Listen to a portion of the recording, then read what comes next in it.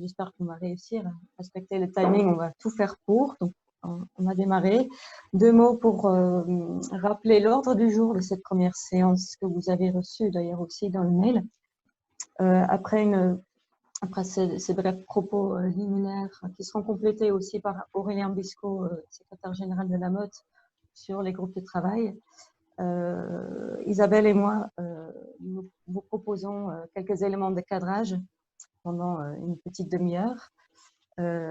Ensuite, nous donnerons la parole à Olivier Baudelet de la DG Régio. Merci d'être avec nous, Monsieur Baudelet, pour parler de la future politique de cohésion et la place de l'urbain dans ces programmes.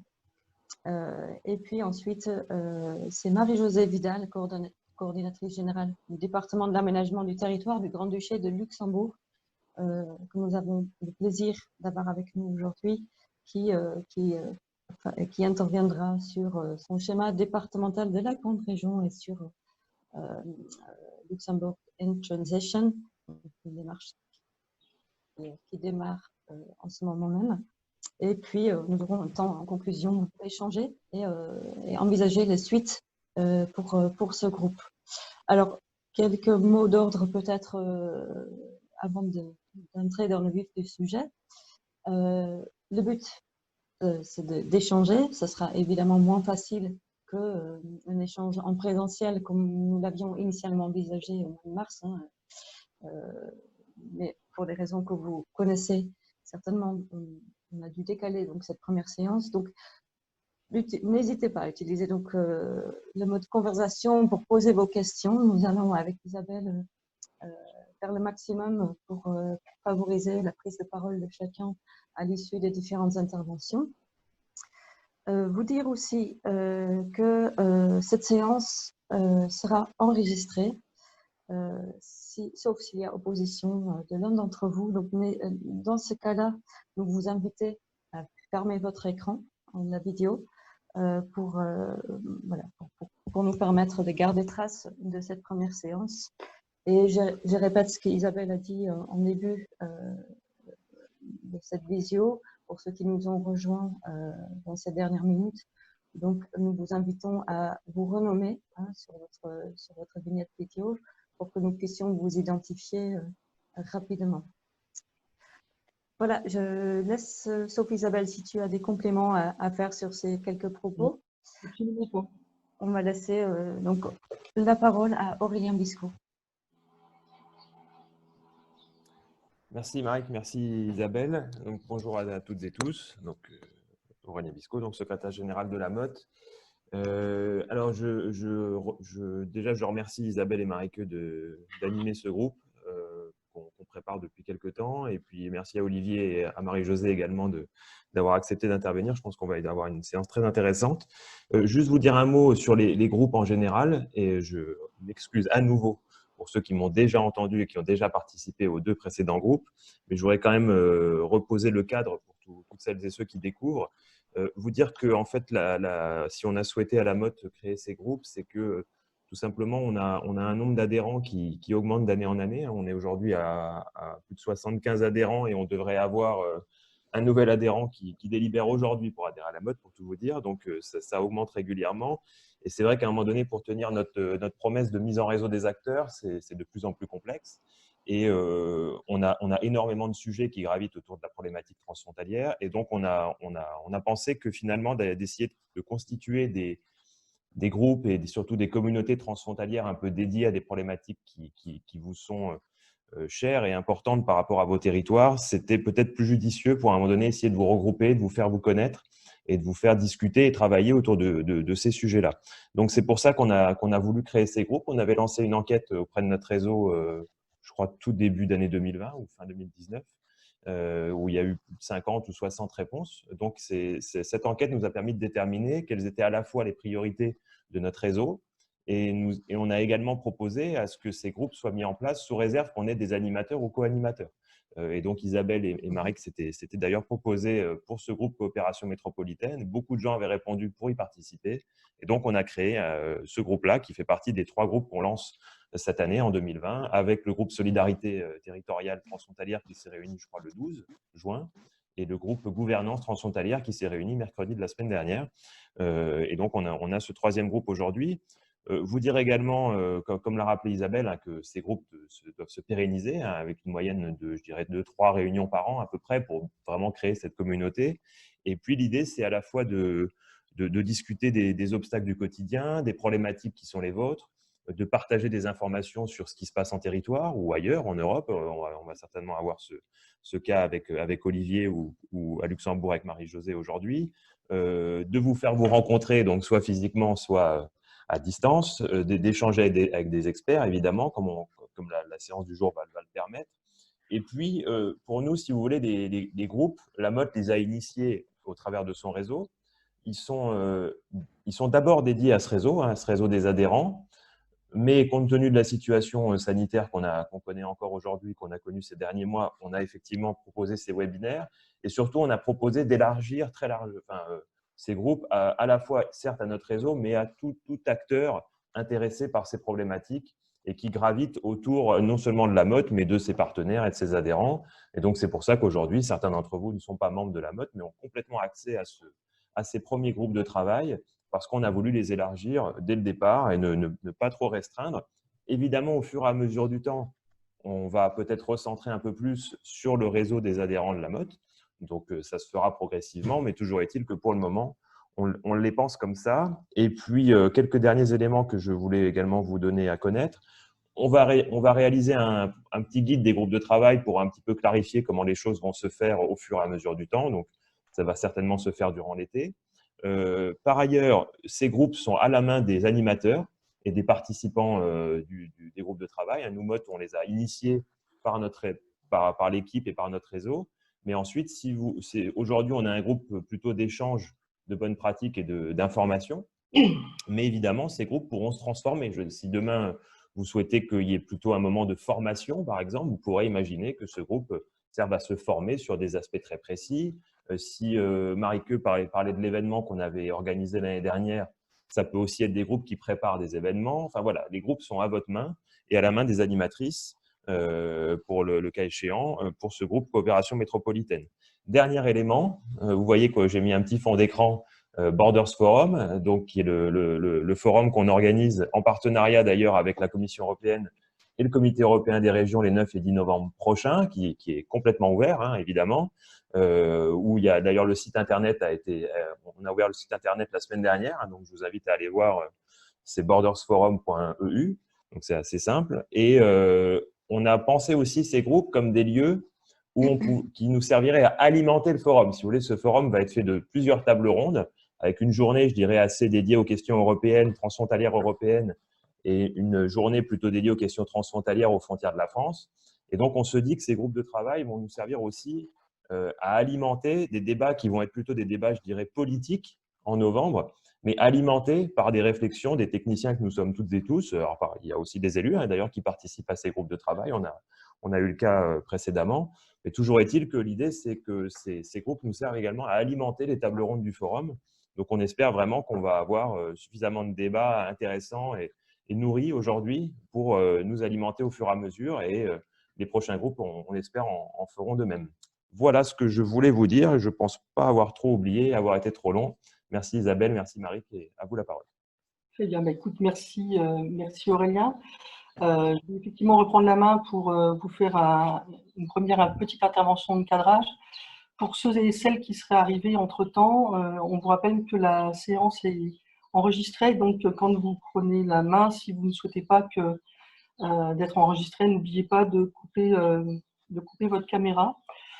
Donc, un premier cadrage qui va nous aider à définir collectivement, en tout cas, on le souhaite dans un échange avec vous, ce que l'on va faire, ce que l'on va dire, les sujets que l'on va aborder dans ce groupe de travail.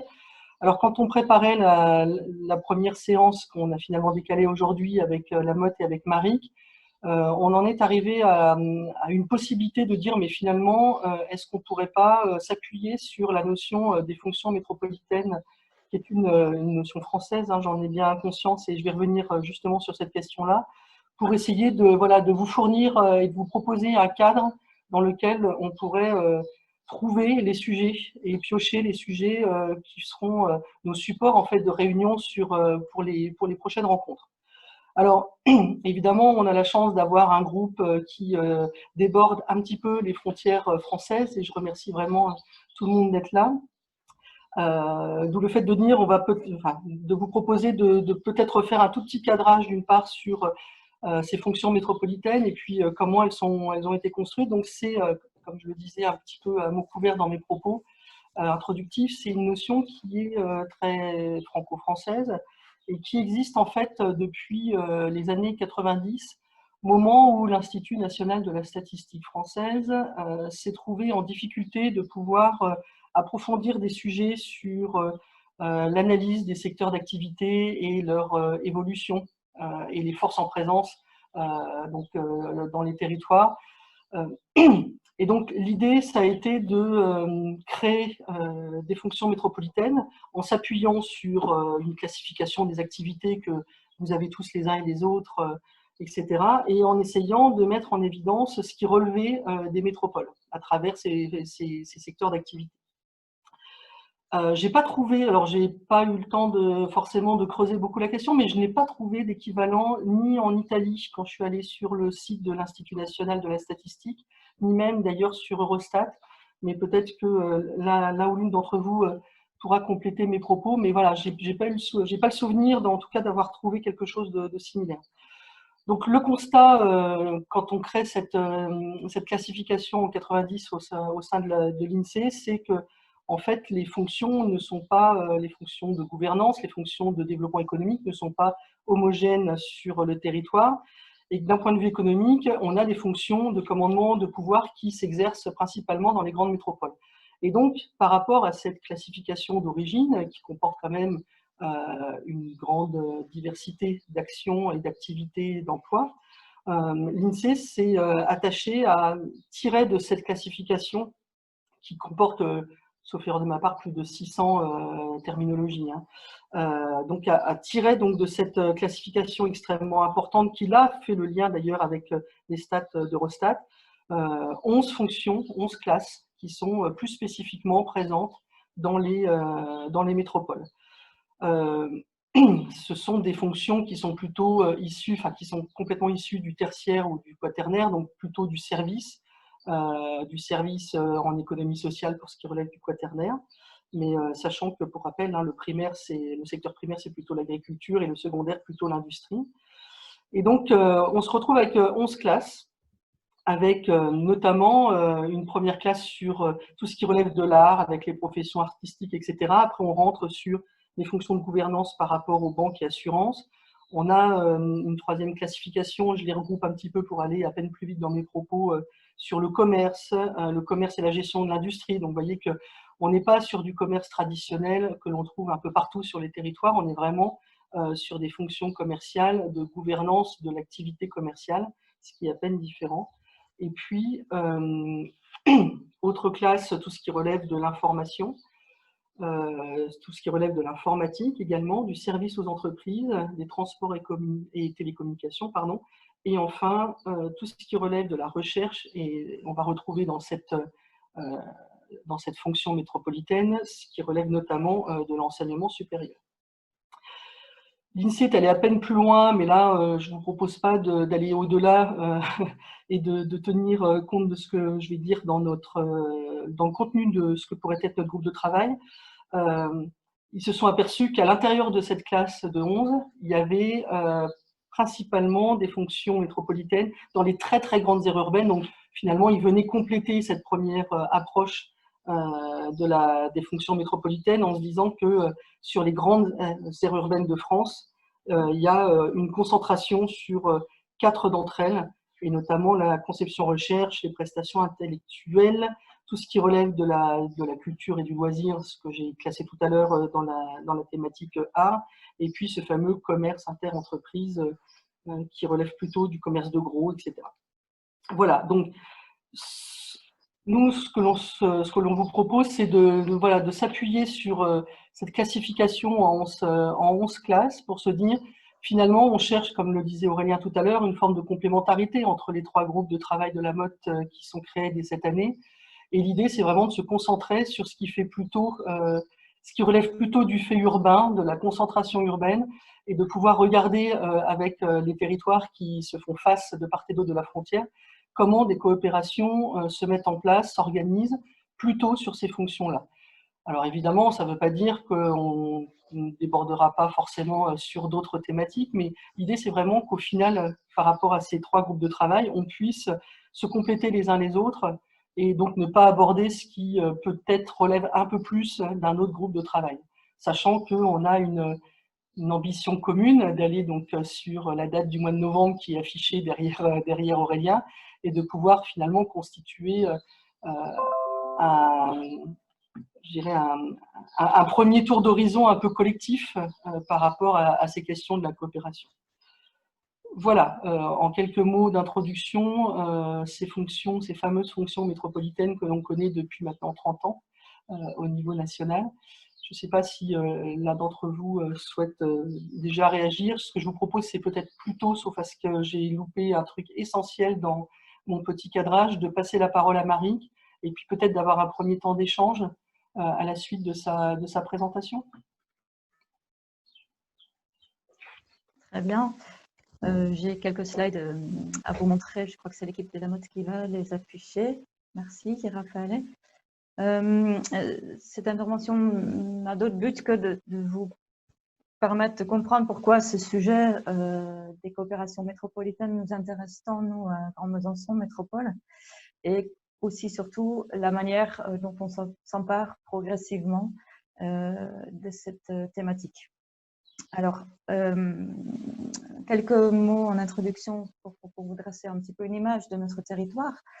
Grand Besançon Métropole est en réalité une communauté urbaine qui fédère 68 communes et qui compte à peu près 200 000 habitants et qui se situe à 80 km de la frontière. C'est un territoire marqué par un tissu de petites et moyennes entreprises de nature d'activités assez variées, mais avec une forte dimension dans le domaine des microtechniques, des medtech, de l'horlogerie aussi, et une forte interdépendance, je dirais, avec l'activité économique de l'autre côté de la frontière, donc côté suisse. C'est une ville universitaire, 30 000 étudiants sur notre territoire, et on retrouve donc beaucoup de coopération dans le domaine de la culture, de la recherche, de l'innovation, de l'économie aussi et de l'enseignement supérieur. La volonté de renforcer notre espace de coopération avec la Suisse ne date pas d'hier. Il y a eu les premiers accords avec notamment la ville de la Chaux-de-Fonds dès 2012, mais un coup d'accélérateur, en tout cas de la volonté d'amplifier ces coopérations, a été donné à travers le projet de territoire Action Grand Besançon, adopté il y a 2 ans maintenant, dans lequel l'ambition de renforcer cet espace de coopération figure parmi les axes prioritaires. C'est aussi dans la continuité de ce projet de territoire qu'a été signé il y a 1 an et demi une convention de coopération avec la ville de Lausanne, donc qui est une ville de taille presque équivalente à Besançon et la ville de l'autre côté de la frontière qui présente un certain nombre de similitudes par rapport à notre territoire. Notre espace de coopération s'inscrit dans l'arc jurassien, qui est donc un espace marqué aussi par un relief qui sépare nos 2 pays. Et ce relief est bordé par des espaces urbains, côté français comme côté suisse, de taille moyenne. Il y a une gouvernance qui existe sur ce territoire à travers la conférence transjurassienne, qui est une instance de concertation co-présidée par le préfet de région, la présidente de région et le président de arcjurassien.ch, une association qui fédère les 4 cantons frontaliers côté suisse. Cette instance concentre ses activités autour de sa stratégie, la stratégie de coopération adoptée en 2016 et qui adresse notamment les questions des mobilités, de l'emploi, de formation, des ressources naturelles, la gestion des ressources naturelles et le vivre ensemble. Pour concrétiser ces travaux, 4 aires de coopération ont été identifiées sur la zone frontalière. Donc, c'est là principalement une question d'enjeux de proximité qui sont traités dans ces territoires. Et Grand Besançon Métropole, comme d'autres territoires plus urbains en bordure de l'arc jurassien, voilà, se greffent sur ces travaux, mais n'ont pas encore à ce stade de structuration pour ce qui concerne les réflexions d'ordre plus métropolitain, qui sont pourtant bien présents dans le cadre du programme Interreg France-Suisse qui couvre l'ensemble de cette zone, et même un peu plus. Un bon tiers des projets qui ont été approuvés durant la période de programmation actuelle est porté par des acteurs situés dans les pôles urbains. On va passer à la suivante, s'il vous plaît. Donc, quelques slides aussi pour marquer effectivement la dominante enseignement supérieur et recherche dans l'arc jurassien qui se concentre dans 2 pôles, donc de Besançon et de Lausanne, mais avec un total de 78 000 étudiants dans l'ensemble de cet espace de l'arc jurassien. Des liens forts avec le tissu de l'industrie. Je disais déjà, les microtechniques, les medtech aussi, l'horlogerie encore. Autre chose, et je pense que ce n'est pas extraordinaire pour notre espace, on peut le trouver ailleurs, sur d'autres frontières, c'est vrai qu'il y a une forte attractivité du marché de l'emploi suisse qui fait qu'il y a une fuite de compétences dans une certaine mesure des diplômés de nos écoles et de l'université. Un étudiant sur 6 de l'ENSEM, notre école d'ingénierie, de microtechnique et de mécanique, trouve son premier emploi directement en Suisse. Quelques coopérations aussi formalisées entre les établissements d'enseignement supérieur, la communauté du savoir qui regroupe 7 établissements français et suisses, qui a été soutenu un certain temps par le programme Interreg, mais qui, à la fin de ce soutien, a décidé de poursuivre cette coopération et voler, entre guillemets, de ses propres ailes. Et le Collegium Smile, lui, qui est un partenariat formalisé entre l'EPFL, donc à Lausanne, et l'Institut FEMTO, donc l'Institut de recherche, un grand laboratoire de recherche sur notre territoire dans le domaine des microtechniques, ont formalisé aussi leur coopération, parfois avec le soutien d'Interreg, parfois non. Mais en tout cas, c'est là une coopération qui est directement aussi en lien avec notre spécialisation industrielle et technologique du territoire. La suivante montre aussi donc ce que je disais déjà, les complémentarités en termes économiques et l'interdépendance, que ce soit dans le domaine des machines-outils, des medtech encore, ou de la santé. Ce qui nous caractérise, nous, à Besançon, c'est pas tant les flux frontaliers, contrairement à la zone vraiment frontalière. C'est donc plutôt cette interdépendance, cette coopération inter-entreprise.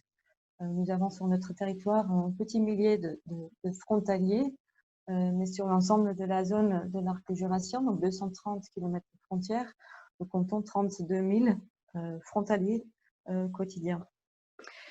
Ce qui n'existe pas encore aujourd'hui, et c'est un sujet dont on va aussi se préoccuper dans le cadre d'un projet Interreg qui est en cours d'instruction actuellement sur l'horlogerie, c'est le dialogue justement entre les formations, les employeurs et les autorités publiques en charge de l'enseignement pour trouver une meilleure articulation entre le programme de formation qui est proposé, les besoins aussi du tissu d'entreprise et ce, bien sûr, à l'échelle franco-suisse. Ce dialogue, aujourd'hui, n'existe pas. Il n'y a pas de convention qui formalise, par exemple, ces choses ou qui permet d'accueillir des apprentis ou des stagiaires de part et d'autre de la frontière dans les mêmes conditions.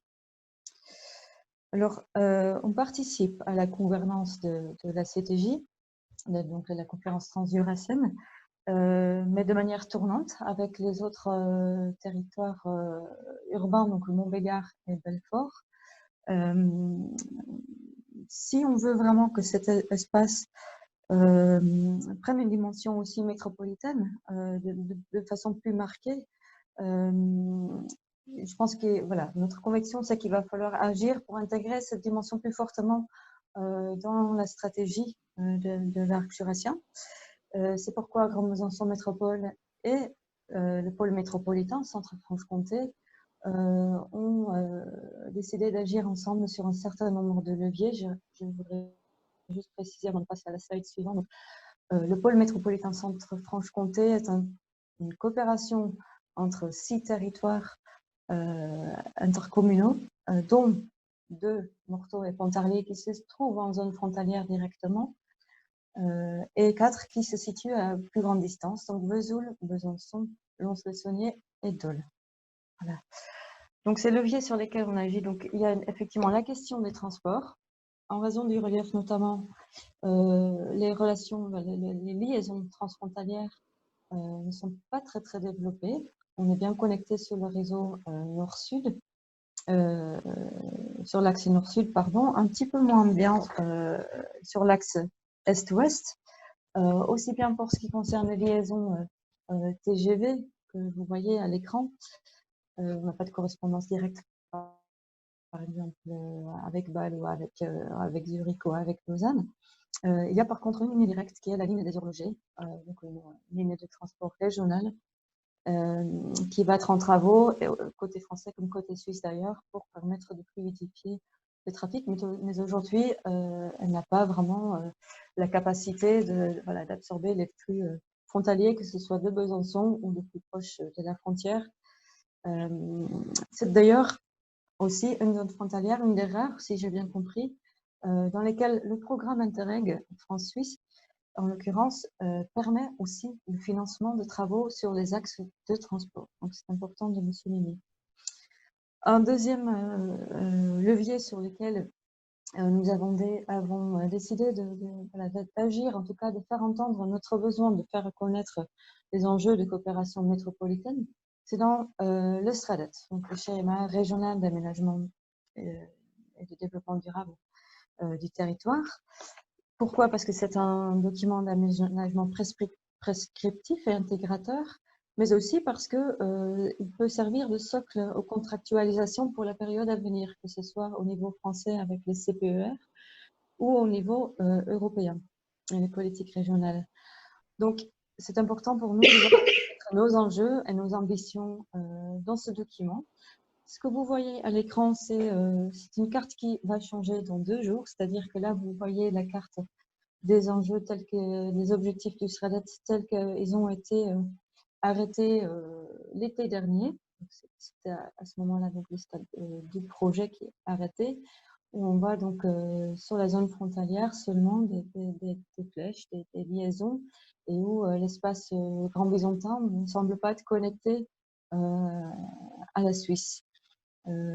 Aussi bien Grand Besançon Métropole que le pôle métropolitain ont donc fait connaître leur position et leurs propositions vis-à-vis du SRADET. Nous avons cru comprendre, c'est à confirmer, mais nous avons entendu en tout cas dire que cette version de la carte a évolué depuis et son adoption est prévue demain et après-demain en séance plénière, donc par la région de Bourgogne-Franche-Comté. Malheureusement, je ne peux pas vous montrer la suite, ce sera peut-être pour une prochaine fois. Le dernier slide que je vous montre là, c'est pour résumer un petit peu ces différents leviers que nous avons commencé à travailler pour favoriser la prise en compte des enjeux métropolitains dans cet espace transfrontalier. Un dernier levier, je terminerai là-dessus, est aussi donc la révision de la stratégie de coopération de la CTJ qui a démarré cette année, qui ne va pas changer tant sur le fond, sur les thématiques que j'ai rappelées en début de mon intervention, qui restent d'actualité, mais c'est plutôt sur la manière de travailler ces thématiques dans les espaces de coopération sur la frontière et aussi au-delà. Donc, il y a la question aussi de la révision aussi des modes de gouvernance au sein de cette CTJ qui est actuellement en cours de discussion. Voilà, c'est le pôle métropolitain Centre-Franche-Comté aussi qui a donc fait une proposition de créer une pas forcément une 5e aire géographique, mais en tout cas une instance aussi où les espaces plus urbains peuvent aussi se rencontrer et être force de proposition dans une logique de complémentarité et de réciprocité, donc en portant aussi davantage sur des projets, sur des propositions opérationnelles pour éviter de rester dans une situation plus ou moins de marginalité entre deux grands pôles qui sont le Genevois et Bâle-Mulhouse, mais aussi être force de proposition dans cet espace intermédiaire en termes de coopération métropolitaine. Voilà ce que j'avais à vous dire en introduction. Merci beaucoup, Marie. Ce que je vous propose, c'est peut-être de prendre quelques minutes, soit parce que vous avez des premières questions suite à notamment à la présentation de Marie-Que, soit pour réagir par rapport à la proposition qui vous est faite de s'appuyer, en tout cas, oui, de s'appuyer en partie sur les fonctions métropolitaines définies par l'INSEE pour pouvoir construire notre programme de travail. Bon, je ne connais pas qu'on vous a déjà posé cette question-là lors du lancement un petit peu informel du groupe. Je n'ai pas le sentiment qu'il y ait beaucoup de décalage entre ce qu'on vous a dit, ce qu'on vous propose et ce que vous aviez exprimé dans vos attentes. Mais je vous en prie, si quelqu'un veut prendre la parole par rapport à ces sujets-là, on vous écoute et on essaiera d'y répondre au mieux. Donc, est-ce que quelqu'un souhaite réagir, poser une question, demander des approfondissements ? C'est toujours le premier qui est le plus important. Après, une fois que c'est lancé, c'est lancé. Moi, je vais bien poser une question aux participants. Ça m'intéresserait de savoir si sur vos territoires, sur vos frontières, il y a des participations des métropoles, des villes ou des agglomérations à la gouvernance des programmes Interreg sur vos frontières.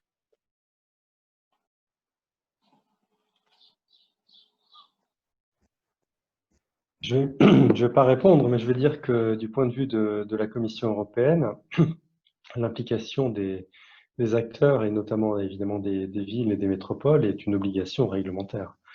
Donc on espère bien qu'effectivement, dans les frontières qui ont des villes, il y a une implication des acteurs métropolitains. Ouais. Très bien, merci. Ce n'est pas encore le cas pour nous, je crois, mais peut-être que ça peut changer. Oui, je sais, mais c'est une obligation quand même. D'accord. C'est un message qu'on donne au programme systématiquement, mais je sais que ce n'est pas forcément suivi des faits.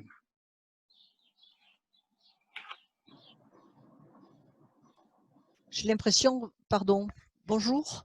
Bonjour. Martine Note, Perpignan Méditerranée Métropole. Sur cette question, je suis pas sûre que ce soit identique sur toutes les frontières. Hein. C'est-à-dire que Interreg s'appuie sur des organes, des organismes différents sur chaque frontière. Et donc, ça dépend, par exemple, comment chacun s'est organisé avec son pays voisin. Voilà. Donc, nous, les villes ne sont pas vraiment intégrées à la gouvernance d'Interreg. Si c'était la question clairement posée par Marik, la gouvernance de Interreg POCTEFA, c'est-à-dire France, Espagne, Andorre, elle s'appuie sur la communauté de travail des Pyrénées, qui est plutôt gérée par les régions, et donc qui s'appuie plutôt sur les départements que sur les métropoles. D'accord, merci beaucoup. Bonjour, Evan Delhomme, Métropole Nice-Côte d'Azur. J'aurais la même réflexion concernant le programme Alcotra, donc coopération France-Italie.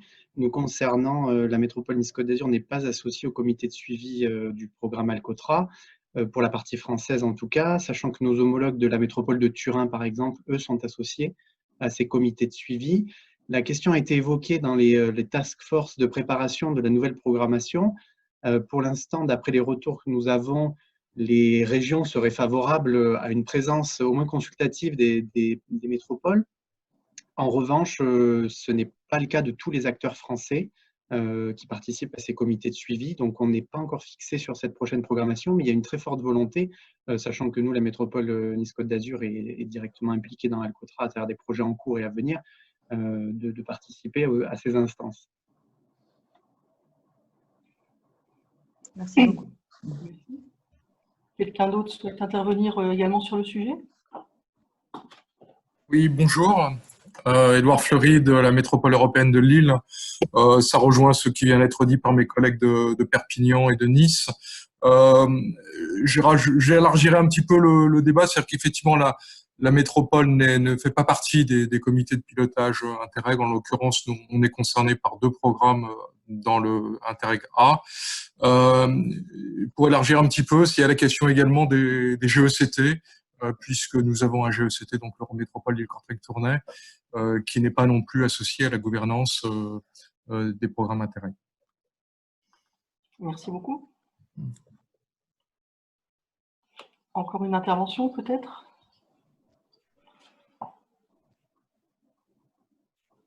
Oui, je veux bien intervenir moi, pour le programme Interreg 5A Grande Région. Donc, Frédéric Seidel de l'Université de la Grande Région. Au niveau du programme Grande Région, le réseau de villes transfrontaliers Quatropôle participe au comité de suivi en tant que membre observateur, à côté de plusieurs institutions de coopération transfrontalière, comme d'ailleurs l'Eurodistrict Sarre-Moselle, mais en tant que membre observateur, donc n'est pas impliqué dans la gestion concrète du programme. Très bien. Merci beaucoup. Isabelle? On m'entend? Oui. Oui, si je peux prendre une seconde, juste, je voulais revenir sur un point que tu as abordé dans ton introduction, et je pense qu'on pourra y revenir par la suite, enfin pas forcément aujourd'hui aussi, hein, mais sur les questions des fonctions métropolitaines. J'avais fait une petite remarque rapidement, mais peut-être ce qu'on peut dire aussi, que tout de même, c'est qu'il y a quand même pas mal de travaux européens sur ces questions qui pourraient permettre de compléter aussi ce que tu évoquais côté français sur le travail qui était fait par l'INSEE. Nous, on a connaissance des travaux ESPON, c'est à ça que je faisais référence tout à l'heure sur, il me semble, hein, ce qui avait été fait en grande région s'appuyait notamment sur les travaux menés par ESPON au niveau européen. Il me semble qu'il y a des travaux menés par la DG Régio elle-même ou par les partenaires allemands sur ces questions des fonctions métropolitaines. Je suis pas sûr qu'il y ait par contre un consensus global. Alors, je ne sais pas si un de mes collègues à la mode peut aussi s'exprimer sur ce sujet et connaît peut-être mieux ce qui se fait au niveau européen, ou Olivier lui-même, mais je ne suis pas sûr qu'il y ait un consensus sur ces fonctions métropolitaines. Par contre, il y a des travaux qui sont clairement faits au niveau européen sur la question du rapprochement des fonctions métropolitaines et de cette compréhension et de cette connaissance et de l'observation qu'on peut faire des territoires finalement métropolitains à l'échelle européenne et transfrontalière a fortiori, quoi. Donc, je pense qu'on pourra peut-être aussi utilement, à partir des éléments que tu as mis en avant dans ton introduction, compléter, parce que ce qu'il faut dire aussi, c'est qu'on va faire en sorte qu'il y ait des échanges entre les participants de ce groupe au-delà des moments du groupe. C'est-à-dire qu'on pourra peut-être donc échanger la bibliographie et compléter ces éléments-là par la suite. Effectivement, je pense que s'il y avait eu consensus au niveau européen, je pense que j'aurais retrouvé des traces de ce consensus dans Eurostat. Je peux me tromper, mais j'ai le sentiment que voilà, quand des travaux conduisent à l'initiative d'un pays ou d'un autre, d'ailleurs à faire évoluer l'outil Eurostat, là c'est pas le cas. Donc c'est la raison pour laquelle j'étais allé sur.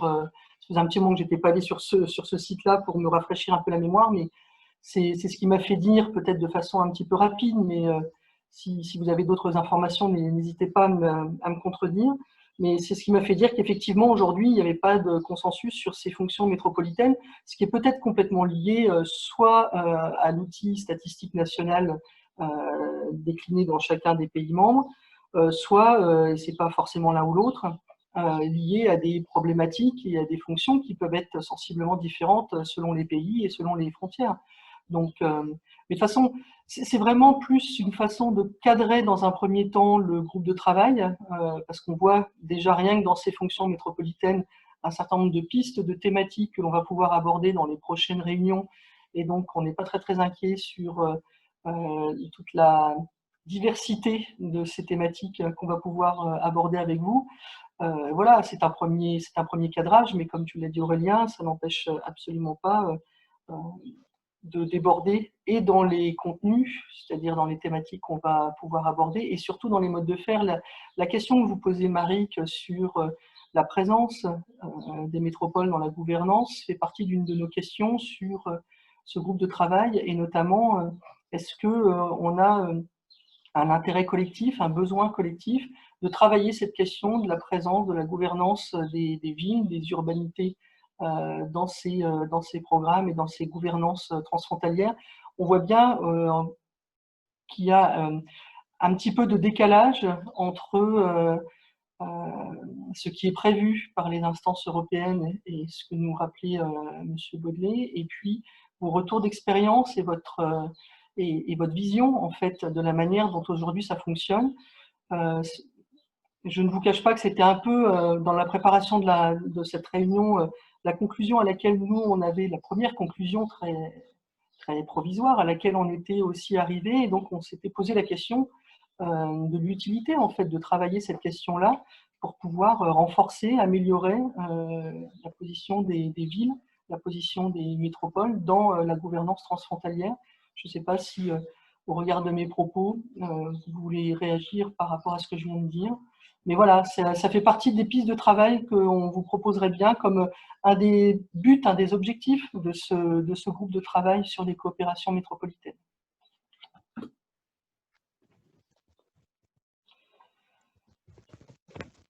Je vous propose peut-être, pour ne pas prendre trop de retard, mais on pourra revenir si vous avez des réactions au fur et à mesure de la matinée, de donner donc justement la parole à M. Baudlet pour lui donner l'opportunité de répondre aux 3 questions qu'on lui a envoyées précédemment. Et donc, je pense qu'elles vont s'afficher dans le slide suivant. Mais en tout cas, merci à vous pour votre présence, pour le fait d'avoir accepté d'intervenir dès cette première réunion. Et donc, je vous propose de vous passer la parole et puis de vous laisser développer les réponses aux 3 questions et après de passer encore une seconde fois, une réaction à des questions de la part de l'ensemble des participants. Monsieur Baudlet, c'est à vous. Merci beaucoup et puis bonjour à tout le monde. Je suis heureux de participer à cette visioconférence. C'est un système qui est maintenant bien rodé, qui fonctionne bien et qui permet de faire des choses plus intéressantes parce qu'on peut en faire plus souvent, on peut les faire plus rapidement, de manière relativement informelle, et on gagne tous beaucoup de temps parce qu'il n'y a pas le temps perdu dans les déplacements. Donc ça au moins c'est une conséquence positive de la crise sanitaire que l'on vit. Alors effectivement, sur les 3 questions, la première c'est de savoir quels sont les enjeux pour les villes et les métropoles, notamment celles qui sont transfrontalières. Et là, je souhaiterais vraiment souligner que ces dernières années, au sein de la Commission européenne, il y a vraiment une dynamique urbaine et des métropoles qui a apparu, avec plein de nouvelles initiatives. La plus importante d'entre elles, c'est l'agenda urbain de l'Union européenne, qui montre bien qu'il y a une volonté politique pour l'Union européenne de travailler sur les questions urbaines, alors que jusqu'à maintenant, on travaillait sur les territoires, mais on ne spécifiait pas quel type de territoire. Et il est évident que l'urbain a des éléments propres et a un avenir particulier. Donc ça, c'est une chose vraiment très importante. En plus de l'agenda urbain, il y a quelques outils qui ont été mis en place. D'abord, le fléchage de 6% des programmes FEDER pour le financement d'actions urbaines, notamment avec les villes qui ont la possibilité de choisir les projets, de sélectionner les projets, avec aussi le programme Urbact qui permet aux villes de se parler entre elles, de créer des réseaux. Si elles ont un problème ou un sujet particulier, elles peuvent en parler avec des partenaires dans d'autres pays pour voir comment les autres villes ont réussi à résoudre les problèmes auxquels elles ont à faire face. Et aussi, enfin, les actions innovatrices urbaines qui permettent d'expérimenter des nouvelles idées en financement un projet pilote pour voir si l'idée fonctionne bien dans le monde réel avec des vrais gens. Et donc, ça aussi, c'est tout nouveau. Et la raison pour laquelle l'Union européenne se concentre maintenant sur les questions urbaines, c'est évidemment d'abord parce que beaucoup d'Européens, 70% d'entre eux vivent dans les villes, donc en se concentrant sur les villes, déjà on touche 70% des citoyens européens, ce qui est beaucoup, mais aussi parce que beaucoup de nos politiques ne peuvent être faites finalement que dans les villes. Quand on parle d'économie circulaire, quand on parle d'efficience énergétique, quand on parle d'inclusion sociale, quand on parle d'innovation, ça c'est des choses qu'on ne peut faire que dans les villes, parce qu'il faut qu'il y ait tout un écosystème qui existe. Et donc, les enjeux d'avenir par rapport à cette question, c'est d'abord de donner une plus grande autonomie pour les villes, qu'elles puissent elles-mêmes décider de ce qu'elles vont faire dans leur territoire, en ayant une stratégie, en sélectionnant les projets, en étant aussi maîtres de leur budget. Donc ça, c'est ce qu'on essaie de faire et c'est assez novateur et évidemment, on a beaucoup d'obstacles. Il y a beaucoup de gens qui sont contre, parce que ça va contre le système traditionnel, où l'argent est géré par des autorités de gestion d'une manière un peu plus centralisée. Là, vraiment, on donne une plus grande autonomie aux villes. Donc, comme je l'ai dit, il y a aussi l'implication des villes dans les organes de décision des programmes. Et il y a un grand nombre d'enjeux en termes de types de politiques qui sont donc spécifiques aux villes et qu'on aimerait bien retrouver à l'avenir. Il y a d'abord évidemment tout ce qui est innovation. Pour faire de l'innovation, il faut avoir à la fois de la recherche, des entreprises et des gens qui soient formés, un marché ensuite pour vendre les produits. Et tout ça, ça peut se faire dans une ville. En milieu rural, on n'a pas tout ça. Donc c'est vraiment dans la ville qu'on peut faire de l'innovation. Il y a aussi la qualité de l'air qui est un grand enjeu pour la qualité de vie des citoyens européens. Il y a toutes les questions d'alimentation, avec notamment l'alimentation locale, le transport des biens et de la nourriture. Et tout ça, c'est relié avec la zone fonctionnelle qu'il y a autour des villes, avec les zones rurales autour des villes. Donc ça, c'est des problématiques intéressantes aussi. Il y a l'efficience énergétique. Donc l'isolation des bâtiments, le chauffage urbain, des choses comme ça qui, encore une fois, ne peuvent pas être faits en milieu rural. Quand vous avez un immeuble, vous pouvez faire de l'efficience énergétique en isolant tout. Quand vous avez une ferme à la campagne, c'est beaucoup plus limité. Donc là, vraiment, il y a pour nous un grand intérêt à travailler avec les villes. Il y a tout ce qui est développement d'énergie renouvelable, notamment les panneaux solaires sur les habitations. On voit un grand potentiel. Il y a tout ce qui est économie circulaire, donc notamment la gestion des déchets, mais aussi la manière dont on consomme pour éviter qu'il y ait trop d'emballage. Il y a tout ce qui est mobilité, avec la mobilité propre, la mobilité douce, des transports en commun, le vélo, le transport à pied, des choses comme ça, qui encore une fois sont typiquement urbaines, qu'on ne peut pas faire à la campagne. À la campagne, c'est plus difficile d'avoir du transport bien organisé, fréquent et tout. Donc ça aussi, c'est vraiment une potentialité des villes. Il y a tout ce qui est économie digitale, notamment avec le télétravail. Et aussi, il y a une marge de manœuvre encore qui est importante, avec peut-être des modes de fonctionnement, des modes de travail qui sont différents, avec moins de transport, plus de télétravail. Il y a aussi tout le développement des emplois locaux dans les villes, mais pas uniquement dans les villes en tant que telles, mais peut-être dans les villes en coopération avec d'autres villes ou en coopération avec ce qui se passe de l'autre côté d'une frontière. Il y a l'inclusion sociale. Dans les villes, il y a une grande diversité sociale, ce qu'on ne trouve pas non plus dans les zones rurales. Et c'est donc dans les villes qu'on va faire de l'inclusion sociale. Et évidemment, dans tout ce qui est aménagement urbain, il y a aussi un grand potentiel.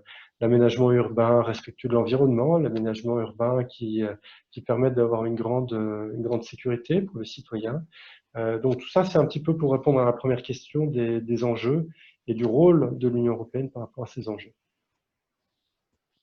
Alors maintenant, on passe donc directement à la deuxième question, qui est plus pertinente pour ce séminaire, qui est donc centré sur les zones frontalières.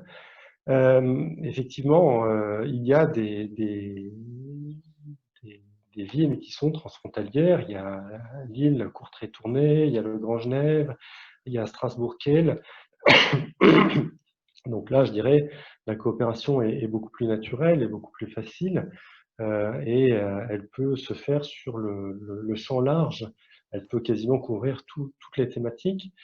Évidemment, quand il y a une discontinuité territoriale, c'est plus difficile, hein. Il y a plein de choses qu'on ne peut pas faire. Par exemple, on ne peut pas avoir des transports urbains communs, on ne peut pas avoir des écoles communes, on ne va pas organiser la collecte des déchets ensemble, parce que le camion poubelle, ben, il ne va pas aller loin de l'autre côté de la frontière, c'est trop loin. Donc, il y a plein de choses qu'on ne pourra pas faire. En revanche, il y a quand même des coopérations qui restent possibles. Par exemple, et ça avait été présenté en début de séminaire, les coopérations en matière d'innovation, en matière d'entreprise, en matière des travailleurs transfrontaliers aussi. Il peut y avoir de bonnes coopérations pour favoriser leur mobilité, pour s'assurer qu'il n'y ait pas de problème en matière de droit du travail, de droit à la retraite, de reconnaissance des qualifications, des choses comme ça. En matière d'éducation aussi, on peut voir de la coopération pour qu'il y ait une complémentarité dans les formations, comme ça avait été présenté. Peut-être aussi en matière de santé, avec des hôpitaux qui sont conjoints, c'est-à-dire que même si on a deux villes qui sont un peu discontinues, enfin un territoire qui est discontinu avec deux villes séparées, on pourrait très bien envisager un hôpital conjoint qui serait à mi-chemin. Donc il y a des choses qui restent possibles. Ce qui compte ici, c'est pas tellement le fait que les villes se touchent ou qu'il y ait une discontinuité ou pas. Ce qui compte, c'est la zone fonctionnelle qui est vraiment la manière dont les gens vivent leur territoire. Et on peut vivre son territoire sans forcément être dans une zone contiguë. Donc, dans une zone fonctionnelle, on peut envisager de très bonnes coopérations. Et donc, c'est vraiment cette zone fonctionnelle qui va permettre d'avoir qui va définir le type de coopération que l'on pourrait avoir. Ce qui nous amène à la troisième question, qui concerne un petit peu ce dont on parlait au début, c'est-à-dire la place des acteurs territoriaux et notamment les acteurs urbains dans la coopération. Je voudrais juste dire en introduction, c'est que souvent, quand on pense coopération transfrontalière, on pense Interreg. Bon, on devrait en être content parce qu'évidemment, ça veut dire que c'est un succès d'Interreg. Mais nous, la manière dont on voit les choses, c'est que Interreg n'est qu'une partie de la coopération transfrontalière. C'est sans doute même pas la plus grande partie, hein. C'est-à-dire que la coopération transfrontalière, c'est quelque chose qui va bien au-delà d'Interreg, qui se limite souvent à des financements de projets. Et d'ailleurs, financement de projet, c'est un petit peu une vision du passé, hein. La vision d'avenir, c'est plutôt l'aménagement d'un territoire transfrontalier avec une gouvernance transfrontalière qui fait que les choses vont marcher correctement au quotidien. Et effectivement, tout ça va nécessiter un certain nombre de financements. Mais l'idée d'avoir des programmes Interreg qui sont dotés d'un budget, qui font des appels à projets, et puis on voit bien ce qui arrive, et puis on sélectionne de ci, de là quelques petits projets au hasard, et puis pas forcément interconnectés les uns des autres et sans impact vraiment réfléchi sur le territoire. Ça, c'est un petit peu ce qu'on aimerait éviter à l'avenir, hein. Nous, on aimerait vraiment qu'on réfléchisse au territoire, qu'on réfléchisse à l'avenir de ce territoire, qu'on réfléchisse à ce qui pose problème et qu'on utilise les financements Interreg pour justement améliorer la coopération sur ce territoire. Donc plus spécifiquement sur le rôle sur la place des acteurs urbains, donc, comme je l'ai dit, hein, il y a dans le règlement, il y a l'obligation pour les programmes d'impliquer les acteurs du territoire. Alors, les acteurs du territoire, ça peut être les universités, ça peut être les ONG, ça peut être les associations d'employeurs, d'employés, ça peut être plein de choses. Mais évidemment, quand dans le territoire, il y a des villes, ben, ça doit aussi être les villes. Il serait inconcevable de développer un programme de coopération transfrontalière qui, encore une fois, va bien au-delà de quelques projets sans impliquer les villes. Nous, c'est le message qu'on donne. Alors effectivement, je sais que les programmes sont assez réticents. L'argument qui nous sort souvent, c'est de dire que les règlements n'étant pas encore adoptés, on n'est pas sûr que cette disposition restera, et donc en attendant, on continue et puis on verra bien. Mais bon, c'est aussi, ça défie le bon sens. Je veux dire, le bon sens, il est évident que c'est d'impliquer là où les acteurs qui vont bénéficier des projets et qui vont aussi mettre en œuvre les projets. Donc bon, c'est une lutte permanente.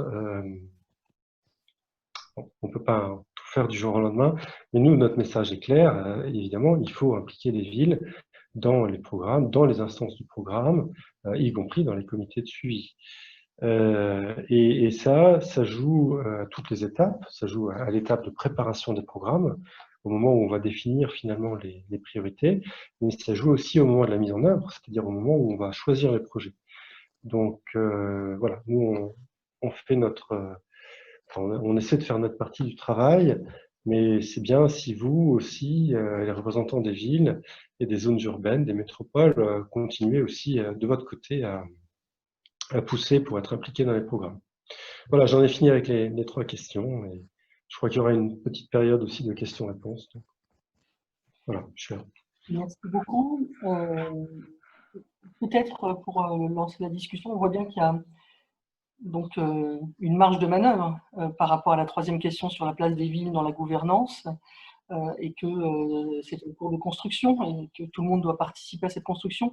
Par rapport à la question numéro 1, on a assez peu parlé de la crise sanitaire qui nous touche tous et de l'interrogation que nous on avait quand on a préparé cette réunion. On était censé se voir il y a 2 mois à Paris, on ne s'est pas vus tous, donc, parce qu'on a tous été freinés par cette pandémie. Et en fait, on s'interrogeait sur la nécessité pour le groupe de travail ou pas, c'est laissé à votre libre appréciation collective, de justement s'appuyer sur cette crise sanitaire pour voir s'il y a des niches de développement de coopération métropolitaine. Tant qu'à faire, essayons de positiver, même si c'est bien évidemment très compliqué de le faire, mais est-ce qu'il y a des prolongements dans les coopérations à construire entre les métropoles par rapport à cette crise sanitaire, peut-être sur du sanitaire, peut-être sur de l'industrie, peut-être sur, je ne sais pas trop, enfin, en tout cas 3 petits points de suspension, mais indirectement dans la première question, c'était un petit peu aussi ça qui était en suspens. Aurélien vous met que effectivement vous pouvez utiliser le chat pour demander la parole, donc n'hésitez surtout pas à le faire, parce que l'idée c'est que ce ne soit pas un monologue entre les animatrices, la motte et les 2 intervenants de la matinée, donc n'hésitez pas. Eh bien écoutez, allez-y, Monsieur Hernandez, je vous en prie. Bonjour. Vous m'entendez? C'est bon? Oui, allez-y. Bon. Bonjour.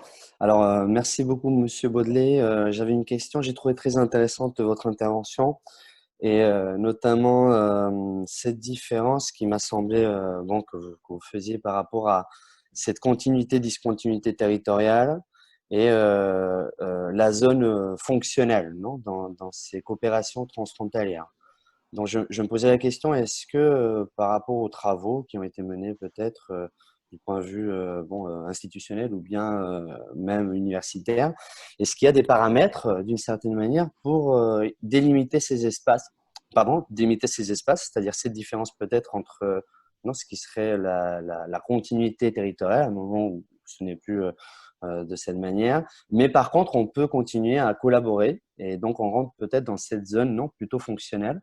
Donc est-ce qu'il y a eu des travaux pour délimiter ces espaces et à quel moment peut-être et quel impact aussi du point de vue de la coopération transfrontalière? Est-ce que voilà, ces éléments-là peut-être géographiques mais qui sont importants, non, par exemple d'avoir un fleuve qui va ou une montagne qui va peut-être créer une frontière un peu physique ou géographique ou la distance aussi. Voilà, donc c'est vrai que ces 2 concepts, voilà, j'ai trouvé intéressant. Si vous pourriez un petit peu en parler. Merci beaucoup. Monsieur Baudelet, si vous souhaitez répondre. Oui. Deux éléments. D'abord, il y a quelque chose qui est quand même assez important, c'est qu'on a une définition maintenant de la zone urbaine fonctionnelle. Il y a la Commission et l'OCDE ont travaillé il y a quelques années sur cette définition, et c'est vrai que c'est pas évident. C'est-à-dire que autrefois, la ville, c'était la limite administrative. Mais bon, la limite administrative d'une ville, elle a souvent été définie au Moyen-Âge, donc elle est plus pertinente du tout. Ensuite, ça a évolué un petit peu vers la métropole. Et la métropole, c'est pas forcément non plus adapté à la manière dont le territoire est vécu au quotidien. Donc, cette définition conjointe de l'Union européenne et de l'OCDE, qui est d'ailleurs reprise dans les statistiques d'Eurostat, tient compte, c'est assez difficile à expliquer, mais quand on le regarde, on comprend la logique. Ça tient compte d'un certain nombre de paramètres, notamment la densité, l'existence d'un centre urbain et la proximité de zones denses. C'est-à-dire que vous pouvez avoir une zone très dense et à côté, pas loin du tout, une autre zone dense aussi, mais entre les deux, il y a un petit peu de campagne. Eh bien, selon la définition, les deux zones denses seront considérées comme faisant partie de la même zone urbaine. Donc ça, c'est assez intelligent comme définition, parce que finalement, ça se rapproche de la manière dont les gens vivent le territoire.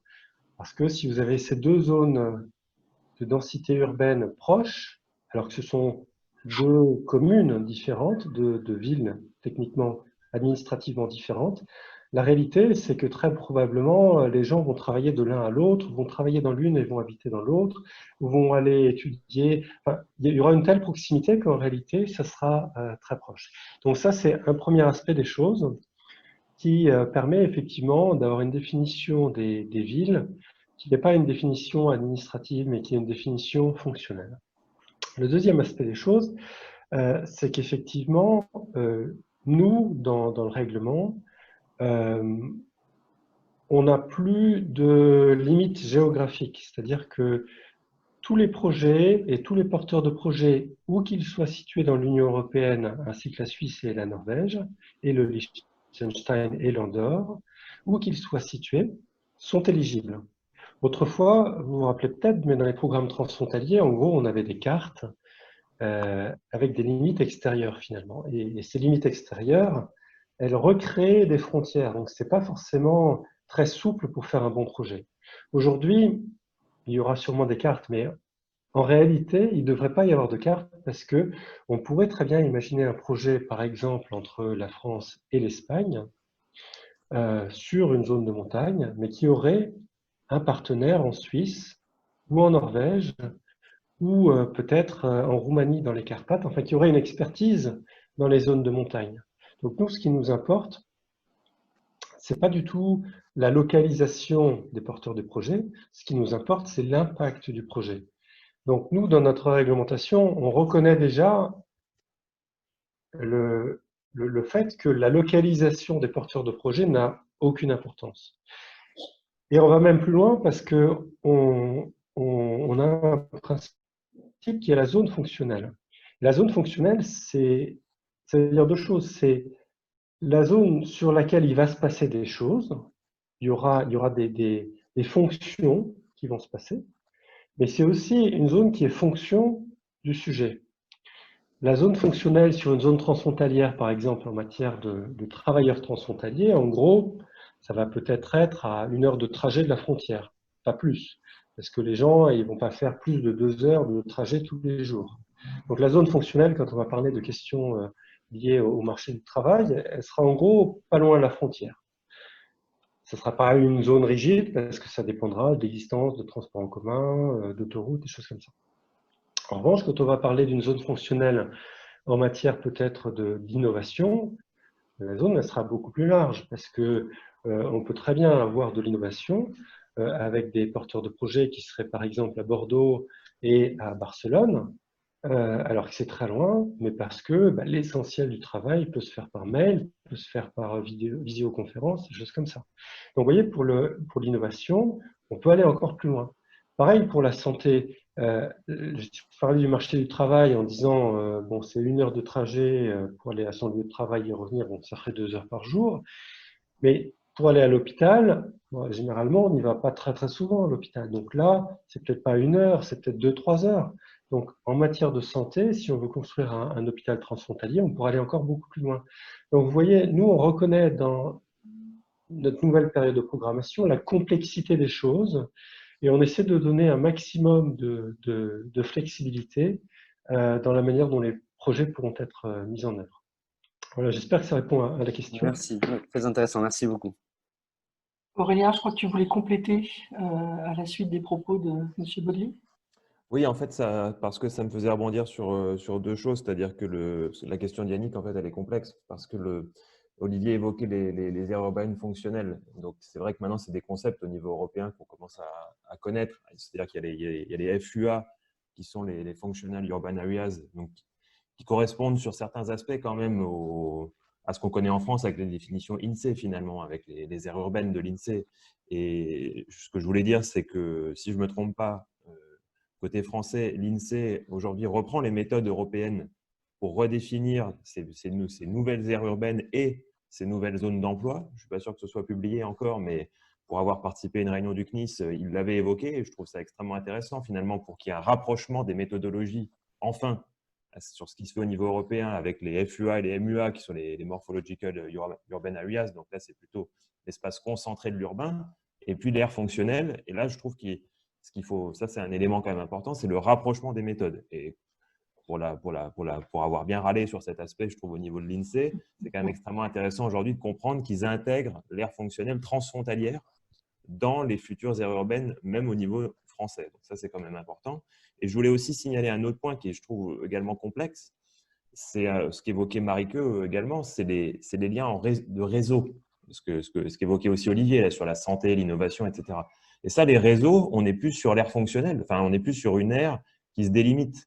Et moi, je voulais renvoyer, alors peut-être qu'Isabelle pourra compléter, mais il me semble que notamment côté de l'agence d'urbanisme de Strasbourg, ou d'autres agences, ils ont pas mal travaillé avec Nadine Catan, notamment sur la mise en évidence de ces réseaux entre métropoles, entre villes, que ce soit en France évidemment, mais aussi de part et d'autre des frontières, et donc au niveau plus large, transfrontalier et a fortiori européen. Mais il me semble que ces travaux ont été faits de cette manière-là. On voyait, moi je vois encore des cartes, on voit bien les connexions qui peuvent exister, notamment sur des dépôts de brevets par exemple, entre Strasbourg-Nancy ou Nancy-Luxembourg ou Luxembourg et Mulhouse, etc. Et ça, je trouve que c'est une autre manière de lire le territoire et qui est plus complexe et qui montre comment sont faits ces réseaux-là. Et je trouve que ça mérite d'être approfondi en transfrontalier. Voilà. Je ne compléterai pas parce que c'était déjà bien complet. Est-ce que quelqu'un d'autre veut prendre la parole? N'hésitez pas. Bon, bah, écoutez, dans ce cas, je propose de continuer l'ordre du jour. Madame Vidal, si vous pouvez prendre la parole. Oui, moi je voulais prendre la parole. Excusez-moi, je voulais prendre la parole depuis un certain temps. Bien fait, allez-y. Voilà, Evelyne Merchet, donc je suis au forum de l'Eurométropole de Lille. Oui. Et donc, ce que je voulais signifier, c'est qu'il était important dans chaque espace transfrontalier de disposer d'une société civile présente et organisée, et particulièrement des partenaires sociaux. Et insister aussi sur le rôle que les organisations syndicales et patronales, quand elles se regroupent, peuvent avoir sur la vie d'un espace transfrontalier. D'accord, merci pour votre intervention. J'ai vu d'autres personnes qui souhaitaient intervenir. Madame Miral. Miral, notamment. Allez-y, je vous en prie.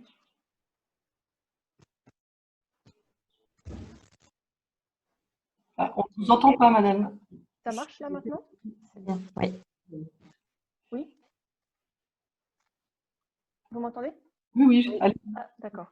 Oui, c'était juste pour réagir au dernier point de l'intervention de M. Baudely, disant que les villes et structures de coopération transfrontalière pourraient être impliquées dans les instances décisionnelles d'Interreg, et je pense que c'est une très bonne idée pour avoir un lien, notamment pour les structures de coopération transfrontalière, avoir un lien entre le niveau très local et le niveau européen, parce que c'est sûr que les programmes européens sont faits au niveau européen, mais c'est aussi intéressant d'avoir un relais local qui connaît les problématiques et les points forts des territoires pour que le programme réponde au mieux aux besoins locaux. Voilà, c'était juste une petite remarque. Très bien, merci beaucoup. C'est bon pour cette série d'échanges? Eh bien, alors cette fois-ci, Madame Miral, c'est à vous. Merci beaucoup. Merci. Donc, je vais essayer de partager. Donc, est-ce que vous voyez la présentation? Elle va arriver, je crois. Voilà. Merci beaucoup. C'est bon, elle est là? Impeccable. D'accord. J'essaie encore de mettre comme ça. Voilà. Mon nom est Marie-Josée Vidal. Je suis la coordinatrice générale du département de l'aménagement du territoire au Luxembourg, qui fait partie du ministère de l'Énergie et de l'aménagement du territoire. Et donc, je vous remercie aussi de l'opportunité de pouvoir participer et présenter un peu les travaux que nous menons en transfrontalier. Donc, comme vous le savez, le Luxembourg est un petit pays. On a une aire d'attractivité qui dépasse largement le territoire luxembourgeois, ce qui nous amène à fortement coopérer en transfrontalier, notamment en termes de stratégie d'aménagement du territoire. Donc, on coopère à plusieurs échelles, on l'a évoqué ici, et pour nous, justement, ce qui est important, c'est ces échelles territoriales. On essaie de travailler en multilatéral, en bilatéral, et vous allez retrouver un peu ces éléments dans la présentation d'aujourd'hui. Donc, on mène un projet Interreg dans le cadre du programme Interreg Grande Région qui s'intitule le schéma de développement territorial de la Grande Région. C'est un projet qui a démarré en janvier de 2018 et qui s'étend jusqu'à fin de l'année prochaine, jusqu'au 31 décembre 2021. On a un budget d'à peu près 1,5 million d'euros, dont 800 000 euros de fonds PDR, et on s'inscrit dans l'objectif spécifique numéro 8 du programme Interreg Grande Région. Donc, c'est un objectif qui est vraiment lié au domaine de la recherche et du développement, ce qui peut paraître bizarre a priori, parce qu'on parle d'un schéma de développement territorial, mais vous comprendrez par la suite pourquoi on s'est inscrit dans cet objectif. Donc, juste quelques éléments concernant le projet. On a 6 actions. On a les 2 premières actions qui sont classiques à tous les projets Interreg. On a la gestion du projet et la communication. Ensuite, l'idée, c'était vraiment de partir sur, on va dire, une analyse des forces et des faiblesses, mais de constituer aussi un socle de connaissances commun pour l'ensemble de la grande région. Donc, avoir une base de données avec les analyses des enjeux qui sont en cours au niveau de la grande région et de pouvoir partager ce socle de connaissances au maximum au niveau de l'ensemble des acteurs de la grande région. Sur cette base, d'établir une vision stratégique. Mais en fait, on veut dépasser le simple contexte stratégique et s'assurer de l'opérationnalité de cette vision stratégique en identifiant et en développant des actions pilotes prioritaires. Et à la fin, on prévoit aussi la mise en place d'un système de monitoring pour le suivi. Donc, le projet, en fait, la démarche du schéma de développement territorial de la grande région, on l'a déjà entamé en 2008. Donc, c'est un processus assez lent, mais comme on est en transfrontalier, souvent, il faut prendre le temps pour des processus de ce genre, surtout pour la grande région qui, comme son nom le dit, est assez grande, avec beaucoup d'acteurs. Et on a commencé dès 2009 dans le cadre de la présidence luxembourgeoise du sommet de la grande région avec une étude menée dans le cadre du programme ESPON. C'était l'étude Métro-Border qui a permis d'entamer toute cette démarche. Les travaux sont suivis par un groupe de travail en charge des questions d'aménagement du territoire au niveau du sommet. Et puis, on a travaillé sur différents volets jusqu'en 2018, déposer ce projet Interreg pour finaliser les travaux et pour l'inscrire dans un processus beaucoup plus participatif et notamment associer le monde scientifique qui pour nous était important. Donc, quels sont les objectifs du schéma? Eh bien, je l'ai dit tout à l'heure, on identifie les enjeux et les opportunités qui découlent des développements socio-économiques. On définit une stratégie opérationnelle. On fait des recommandations pour les différents documents de planification qui sont en cours de développement sur les différents versants et on identifie des actions, le tout dans le cadre d'un processus participatif. L'objectif à terme, c'est vraiment le renforcement de la cohésion territoriale et sociale au niveau de la grande région. C'est l'accroissement de l'attractivité. Donc, l'idée de base, c'était vraiment, et c'est ce qu'on a discuté un peu maintenant, de dire, si on regarde individuellement les différentes villes ou métropoles qu'on a dans la grande région, elles ne présentent pas forcément la masse critique nécessaire pour se positionner au niveau européen. Mais si on les met tous ensemble via un réseau, via une coopération, si on arrive à tendre vers un développement plus complémentaire de ces différents espaces, eh bien, on a une masse critique et une attractivité plus importante pour se positionner et pour être compétitif au niveau européen.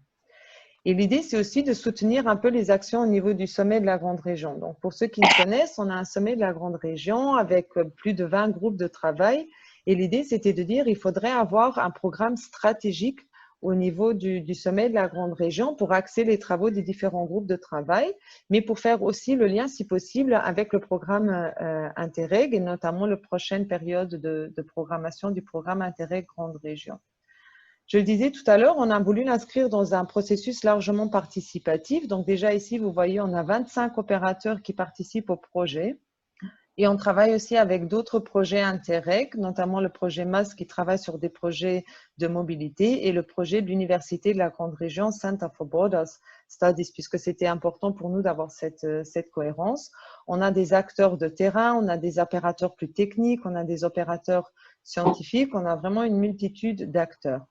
Et ce qu'on a mis particulièrement en place, et ce qui était important pour nous, c'était un comité scientifique. Donc ici, vous voyez la composition du comité scientifique. On a 3 universités belges, on a un institut en Allemagne, on a une chaire d'attractivité et on a un institut de recherche au Luxembourg. Donc l'idée, c'était de dire, on a d'un côté la recherche, qui souvent, beaucoup de choses se font en termes de recherche, d'innovation au niveau de la Grande Région, mais ce serait important de lier davantage la recherche, les travaux scientifiques avec les acteurs institutionnels et avec la prise de décision, pour que la prise de décision politique se fasse plus systématiquement sur base des analyses et que d'autre part, les analyses scientifiques et la recherche travaillent peut-être de façon plus ciblée en fonction des besoins de la politique. Et c'est ce comité scientifique qui a en particulier travaillé sur l'action 3, qui est la constitution d'un socle de connaissances, et sur l'action 6. On a encore un prestataire externe pour l'élaboration de la vision stratégique en tant que telle. On a passé un marché et on a retenu un prestataire qui est l'Institut d'Estrée qui travaille sur cette action 4 qui est l'établissement de la vision stratégique. Donc, qu'est-ce qu'on a réalisé en 2018? Eh bien, on a essentiellement travaillé sur la constitution de ce socle de connaissances partagées en travaillant sur 4 thématiques qui sont le développement démographique et les besoins territoriaux liés, la mobilité, le développement économique, l'environnement, l'énergie et un cahier transversal qui reprend les 4 thématiques et qui se base aussi sur un atelier qu'on a eu. Donc, il faut savoir qu'on a régulièrement organisé des ateliers auxquels ont participé entre 100 et 110 participants issus de la Grande Région. Ces cahiers thématiques ont été diffusés à tous les groupes de travail, à tous les acteurs de la Grande Région, tous ceux qui ont voulu ont pu donner des retours. Et le comité scientifique a essayé, dans la mesure du possible, de prendre en compte leurs retours. Les cahiers ont été finalisés en 2018 et ils sont maintenant accessibles sur le site internet du projet Interreg, mais aussi sur le géoportail du système d'information géographique de la Grande Région. Parce que pour nous, c'est important que tout le travail qui a été fourni puisse vraiment être accessible à une grande partie des acteurs de la Grande Région pour éviter qu'à chaque fois, des espaces plus locaux, des acteurs qui travaillent sur des stratégies ne recommencent le travail de l'analyse territoriale, mais puisse bien se baser sur un travail déjà existant et largement partagé et validé par tous. Ici, on voit par exemple l'analyse, une des éléments d'analyse de la dynamique géographique en termes de démographie. Donc, on constate, comme sur beaucoup de territoires, un vieillissement structurel au niveau de la Grande Région de la population, avec des tensions sur le marché de l'emploi et des difficultés à trouver de la main-d'œuvre à l'horizon 2050, où on se demande, notamment pour le Luxembourg, qui est un gros créateur d'emplois au niveau de la Grande Région, où est-ce qu'on va encore aller chercher de la main-d'œuvre dans le futur, et ce qui montre la nécessité de travailler en transfrontalier sur ces questions-là. En 2019, on a organisé ce qu'on appelle des Policy Lab et un atelier d'approfondissement, donc à chaque fois avec près de 100 participants pour, sur base du diagnostic territorial, commencer à approfondir la stratégie. Et on a eu une première ébauche de la vision prospective à l'horizon 2040. Cette dernière a été validée en 2020 à l'occasion d'une réunion ministérielle des responsables politiques de l'aménagement du territoire, avec l'identification de 5 grandes finalités pour la Grande Région. Vous les voyez à l'écran. Donc, c'est une Grande Région plus compétitive et innovante, une qualité de vie et un bien-être à la hauteur des transitions de toutes sortes, un marché du travail transfrontalier et partagé, un développement métropolitain polycentrique basé sur une mobilité et une connectivité basse carbone, un cadre d'orientation et de coordination à long terme. Donc, c'est les questions davantage de gouvernance.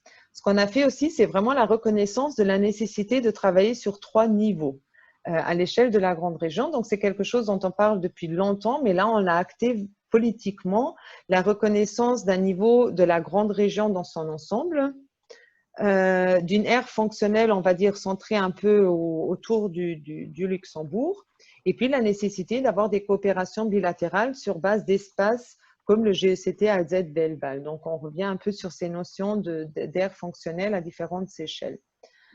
Pour l'instant, on a lancé un appel à projet. Je le disais tout à l'heure, l'idée, c'est vraiment d'avoir une stratégie qui dépasse le volet simplement de l'étude. Donc, on ne veut pas une étude de plus qui finisse dans une belle publication, mais dans les tiroirs d'un responsable politique ou de beaucoup de personnes. On va être sûr qu'elle soit mise en œuvre.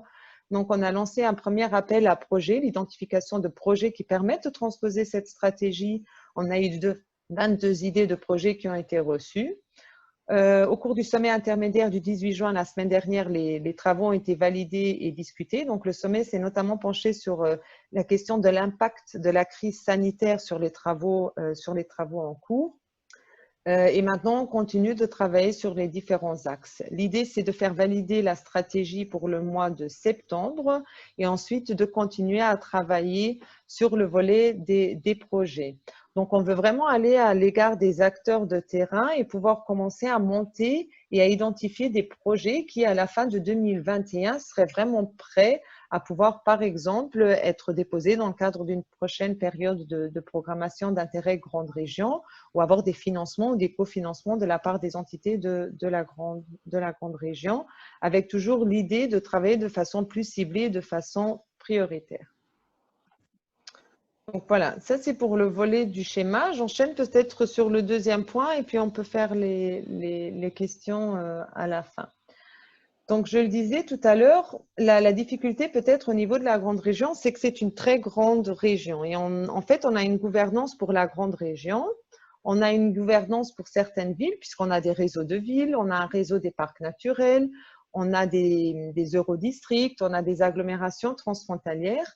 Mais en fait, on constate l'absence d'une gouvernance pour l'espace fonctionnel autour du Luxembourg. Donc, on vient sur cette notion de métropole fonctionnelle transfrontalière du Luxembourg. Il n'y a pas de gouvernance, il n'y a pas véritablement de stratégie pour cet espace-là. On a essayé à travers le schéma de la grande région de le faire, mais ici, au Luxembourg maintenant, on a lancé la semaine dernière, donc c'est très récent, une nouvelle initiative qui s'appelle Luxembourg in Transition, vision territoriale pour le futur décarboné et résilient d'un espace transfrontalier. Donc, qu'est-ce que l'objectif? En fait, on est en cours au Luxembourg de réviser notre programme directeur d'aménagement du territoire. C'est le principal document d'aménagement du territoire. Et dans ce contexte, le ministre a souhaité lancer un peu à l'image de ce qui s'est fait sur le Grand Paris et ce qui est en train d'être fait sur le Grand Genève, une consultation internationale pour penser le territoire à l'horizon 2050. Cette consultation s'intitule Luxembourg in Transition et c'est une consultation qui s'adresse aux professionnels, aux universités, aux écoles supérieures. L'objectif, c'est de réunir des éléments de connaissance et d'avoir des visions territoriales, mais des visions territoriales qui permettent de répondre aux enjeux de la transition. Donc, le terme de transition, de résilience, de transition écologique sont vraiment, vraiment importants. On espère de cette consultation qu'on aura des idées innovatrices. L'idée, c'est d'avoir des émissions de carbone à zéro, de remplir les objectifs européens en termes de transition écologique, de transition climatique. On s'inscrit dans les objectifs de développement durable des Nations Unies, du Pacte vert. Donc, de dire, voilà, on est face à une crise écologique, maintenant à une crise sanitaire. Comment préparer le territoire pour faire face à ces enjeux? Elle se distingue aussi des procédures habituelles dans le sens qu'on va sélectionner des équipes qui ne vont pas être mises en concurrence en tant que telles. Donc, à la fin, on aura 4 équipes qui vont produire 4 scénarios en fonction des priorités qu'elles se seront données. Et ce seront 4 scénarios sur lesquels le gouvernement luxembourgeois pourra se baser pour élaborer son propre document d'aménagement du territoire. On sait inscrire cette démarche aussi dans un contexte transfrontalier, puisque le périmètre d'analyse ne va pas être uniquement le Luxembourg, mais on va bien prendre en compte une auréole fonctionnaire de près de 11 000 km² avec 715 communes et presque 2 millions d'habitants. Donc, on a regardé, c'est une définition qu'on a fini par établir sur base des mouvements pendulaires, notamment avec le Luxembourg, et on va demander aux équipes de travailler sur cet espace transfrontalier et pas uniquement sur l'espace luxembourgeois. Pour accompagner le tout, on a mis en place, ou on va mettre en place 3 comités. Il y a le comité interministériel, donc avec des représentants des ministères luxembourgeois compétents. On a un comité scientifique qui est composé de personnalités de renommée internationale. Ces personnes vont évaluer les dossiers de soumission qu'on va recevoir brièvement et puis les différents travaux réalisés par les équipes. Et on a un comité consultatif dans lequel on retrouve des représentants d'entités institutionnelles compétentes en termes territoriaux, économiques, professionnels, ingénierie, différentes thématiques. Et on va aussi retrouver des représentants issus de la grande région, puisqu'on a demandé à nos partenaires de la grande région, que ce soit la Rhénanie, la Sarre, le Grand Est ou encore la Wallonie, de participer à ces travaux via le comité consultatif. Au niveau du calendrier, donc on a lancé l'appel à projet sous forme de marché public la semaine dernière, le 16 juin. On devrait avoir des dossiers pour fin août et on espère que les équipes pourront commencer à travailler le 15 octobre. Donc au début, on va sélectionner 14 équipes pour travailler sur un cadre méthodologique. Et puis, au fur et à mesure, on va diminuer le nombre d'équipes. Donc, sur base d'un premier rapport, on fera une sélection et on retiendra 17 équipes qui, elles, vont travailler sur un scénario pour l'auréole transfrontalière de la grande région. Et puis, à la fin de cette deuxième phase, on ne retient plus que 4 équipes qui, elles, vont se concentrer véritablement sur des scénarios de développement territorial pour le Grand-Duché de Luxembourg.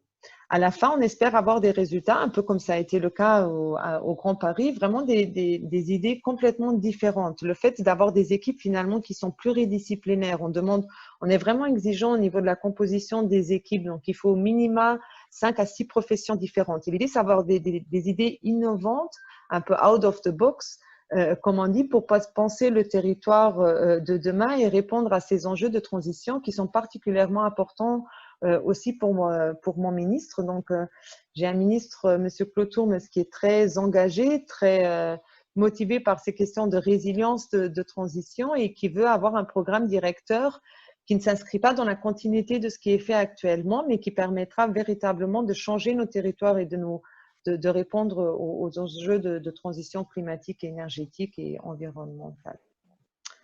Voilà, donc là, il y a encore quelques détails puisque je vous invite aussi, si vous le voulez, à faire la promotion de cet appel à projet. On l'a publié sur le site des marchés publics luxembourgeois. Les délais pour la soumission est le 31 août 2020 à midi. Et on espère pouvoir commencer l'émission le 16 octobre. Donc, à ce stade, je ne peux pas vous présenter encore des résultats. Dans un an, on aura probablement des choses beaucoup plus intéressantes à montrer. Mais l'idée, c'était de montrer un peu comment on se décline et comment on travaille au Luxembourg et en grande région sur ces questions de coopération territoriale au sein des aires transfrontalières. Voilà.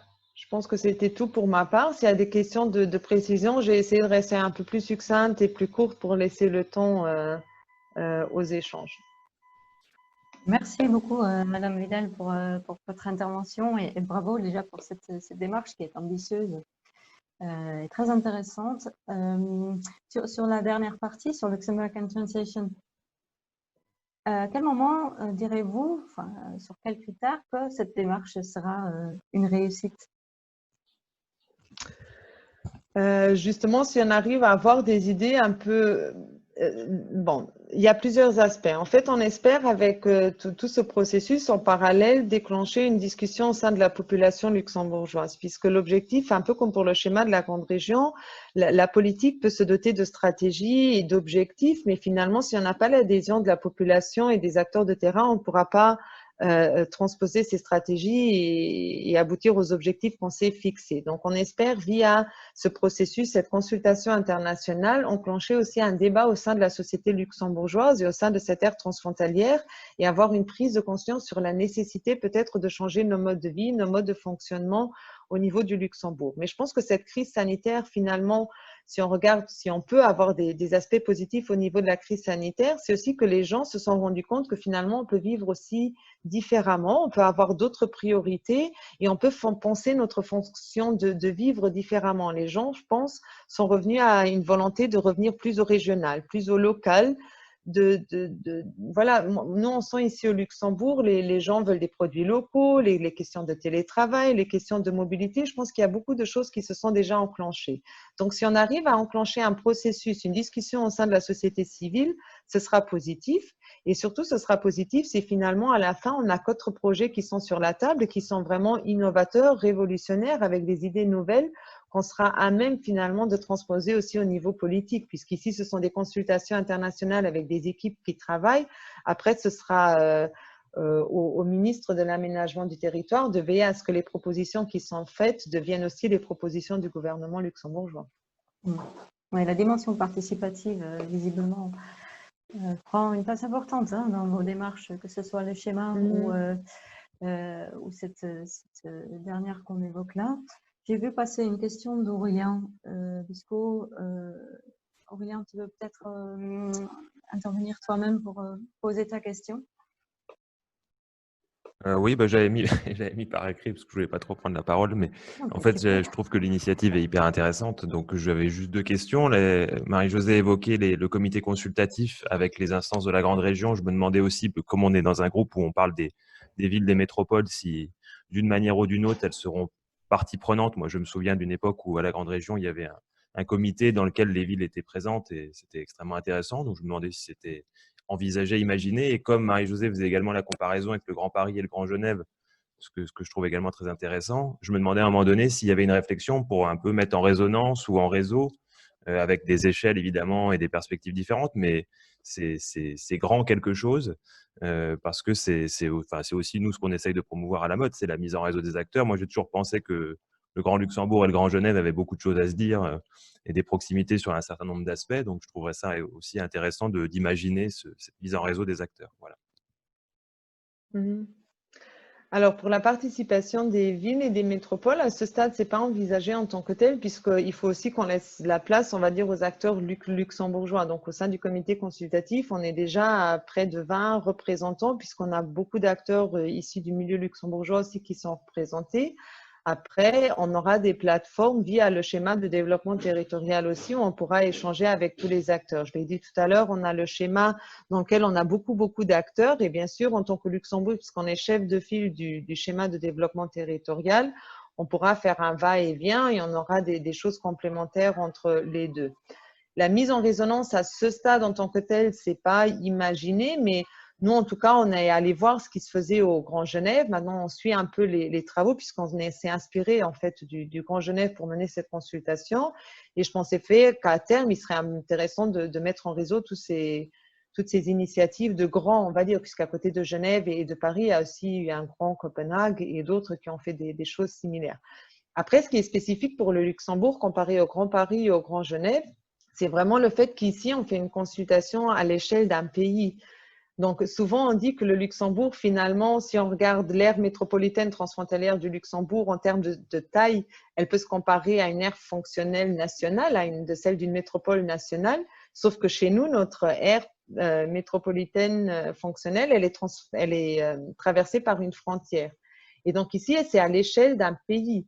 Les autres, ils travaillaient à l'échelle d'une agglomération et d'une métropole, ce qui dificulte aussi ou ce qui peut le rendre particulier par rapport à d'autres processus qui ont été menés. Par rapport à la question de Jean sur le lien avec l'agenda territorial, on a fait inscrire cette consultation internationale en tant que projet pilote dans le cadre de l'agenda territorial parce qu'on s'est dit que ça pourrait être justement quelque chose d'intéressant pour d'autres pays qui sont confrontés aussi à des questions de coopération transfrontalière et on pourra peu à peu amener les résultats de la consultation internationale dans le cadre de l'agenda territorial, puisqu'à travers cette consultation internationale, on souhaite aussi répondre aux objectifs de l'agenda territorial. N'hésitez pas, hein, tous les participants, on a encore quelques minutes pour poursuivre l'échange avec Madame Vidal. N'hésitez surtout pas. Je pense que certains éléments sont sans doute source d'inspiration, voire transposables à votre territoire. Donc, je vous invite à réagir.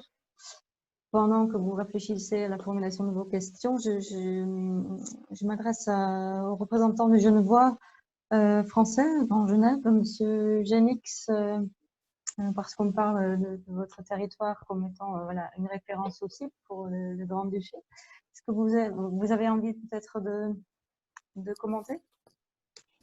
Bonjour, bonjour à tous. Alors effectivement, la présentation luxembourgeoise, enfin là, sur la démarche a été très intéressante. Et j'en parlais en même temps avec Brice Fusaro, qui est le secrétaire général du GLCT Grand Genève. Et c'est vrai que les modèles de coopération et de transversalité qu'il y a eu avec les acteurs rentrent vraiment en résonance. Et on a encore beaucoup de travail à faire pour approfondir ces démarches.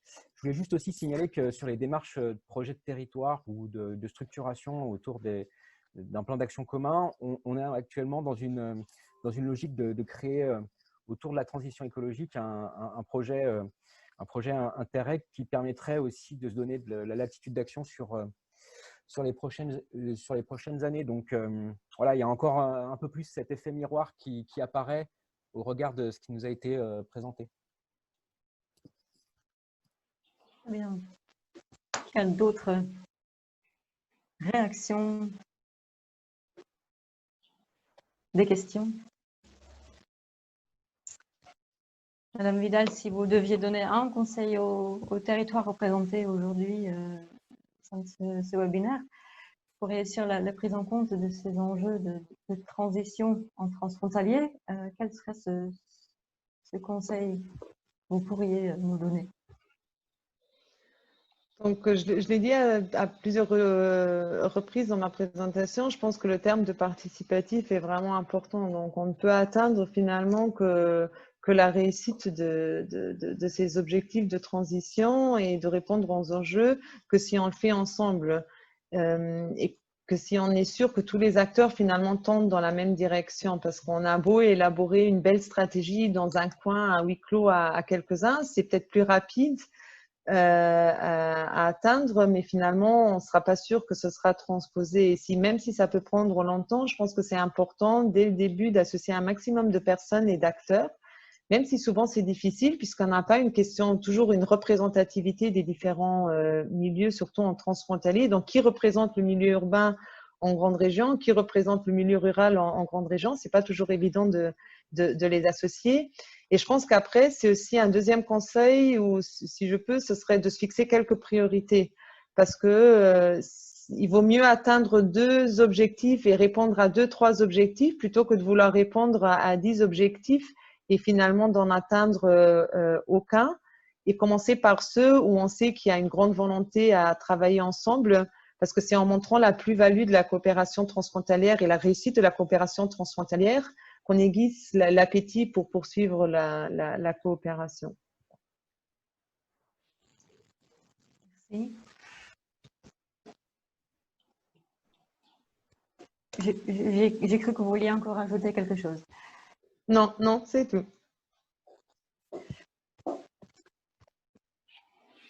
D'autres réactions? Interrogation. Jean, je me permets de m'adresser à vous. Est-ce que votre question que vous avez posée via le chat, est-ce qu'elle a obtenu la réponse que vous attendiez? Oui, merci Marique. J'en profite pour saluer tout le monde et effectivement peut-être compléter ma question et aussi exprimer une réaction un peu générale. Moi, je suis très frappé de la qualité de ce qui nous est présenté ce matin et d'une convergence, je dirais, entre ce qui a été dit autour de Besançon et ce qui a été dit par Marie-Josée sur le Grand Luxembourg. Là, on est sur effectivement des échelles qui me paraissent essentielles pour traiter nos enjeux de vie transfrontalière qui sont, comme Olivier l'a évoqué, des échelles fonctionnelles. On voit bien que ça nécessite de travailler sur des territoires relativement vastes pour créer aussi une solidarité qui reste à construire entre ces métropoles et leurs territoires avoisinants par-delà la frontière. Mais ce qui me frappe également, c'est, je pense que notre communauté très vivante ce matin, elle est un peu différente, disons, je ne sais pas si c'est du monde d'avant, mais on a aussi, qui continue d'œuvrer et d'exister, les autorités de gestion des programmes et aussi, je dirais, des politiques urbaines qui sont menées à des échelles quelquefois un petit peu inférieures. Et ces mondes comment dirais-je, ne communiquent probablement pas assez. Et c'est pour ça que peut-être je complète ma question vis-à-vis de Marie-Josée. Donc, je pense qu'effectivement, ce Grand Luxembourg, ce Luxembourg plus, sera un magnifique projet pilote dans cette logique d'agenda territorial. Mais justement, est-ce qu'il n'y a pas un enjeu vraiment politique avec donc cet agenda territorial qui va être approuvé sous présidence allemande avec l'ensemble des États, y compris d'ailleurs les États voisins de l'Union européenne comme la Suisse. Est-ce qu'il n'y a pas un enjeu pour justement affirmer encore beaucoup plus l'importance de ce travail à des échelles fonctionnelles multiples et élargies, et aussi dans la convergence qui, si j'ai bien compris, est souhaitée avec l'agenda urbain. Voilà, donc peut-être une question pour Marie-Josée, mais se situer dans cette perspective vraiment européenne pour faire évoluer les politiques et notamment les politiques nationales et aussi la politique de cohésion, par exemple. Oui, si, je pense qu'il y a un enjeu et on espère justement via de tels processus enclencher des discussions au niveau européen sur ces thématiques, parce que pour moi, c'est l'enjeu aussi du territorial en général. Donc, je l'ai dit tout à l'heure, c'est comment préparer le territoire à ces questions de transition et comment prendre en compte le transfrontalier. Pour nous, c'est deux aspects qui sont importants, c'est le territorial et le transfrontalier. Et c'est le lien avec les politiques sectorielles. On connaît toutes les discussions au sein de l'agenda territorial. Là où souvent c'est difficile, c'est de faire adhérer les politiques sectorielles finalement à toutes ces questions. Et je pense que des processus comme la consultation qu'on va mener ici vont montrer le rôle que joue le territorial. Et le territorial est là pour montrer une approche intégrée, pour voir comment on peut faire tendre les différentes politiques sectorielles vers la mise en œuvre de ces projets communs. Et puis, c'est surtout le transfrontalier aussi. Bon, je pense que la Commission a fait beaucoup d'efforts et de travaux sur les questions du transfrontalier, mais je pense que c'est surtout là où se joue tout l'enjeu de la coopération européenne et du développement européen en général. C'est pas au sein des capitales ou à l'intérieur des territoires en tant que tels, mais c'est le long des frontières où il faut continuer à faire des efforts de cohésion et d'intégration et surtout de lier l'utilisation des fonds européens à toutes ces stratégies qui permettront de dépasser les obstacles le long des frontières, même les questions de transition, de résilience. Donc, on ne pourra pas les résoudre tout seul en tant qu'État membre. Il y a des questions qu'il va falloir traiter en transfrontalier, mais ce n'est pas vraiment évident. Et je le disais tout à l'heure, et même pour revenir sur ce que Monsieur Baudelaire disait, le fait d'associer les villes ou de donner plus d'importance à certains acteurs, c'est vraiment une question de gouvernance souvent ou de capacité même des villes ou de certains territoires à participer à ces démarches. Est-ce qu'ils ont les capacités administratives, les ressources pour le faire? Et finalement, c'est la légitimité aussi de qui représente certains territoires dans toutes ces démarches. Sur certains territoires, il y a des réseaux qui existent déjà. Sur d'autres, pas forcément. Et nous, ici, ce qui est spécifique en grande région, c'est qu'on a une très grande région qui couvre finalement un État membre, des grandes régions, que ce soit maintenant qui est devenue encore plus grande du côté français, mais en Allemagne, du côté wallon. Et c'est vraiment différent par rapport à des coopérations autour de Genève, de Copenhague, où on est plus sur des coopérations directement entre villes. Donc, pour nous, au niveau de la grande région, c'est encore cette structuration et l'organisation de toute la gouvernance qui est essentielle. Merci beaucoup. On peut prendre un dernier témoignage ou une dernière question, si toutefois il y en est.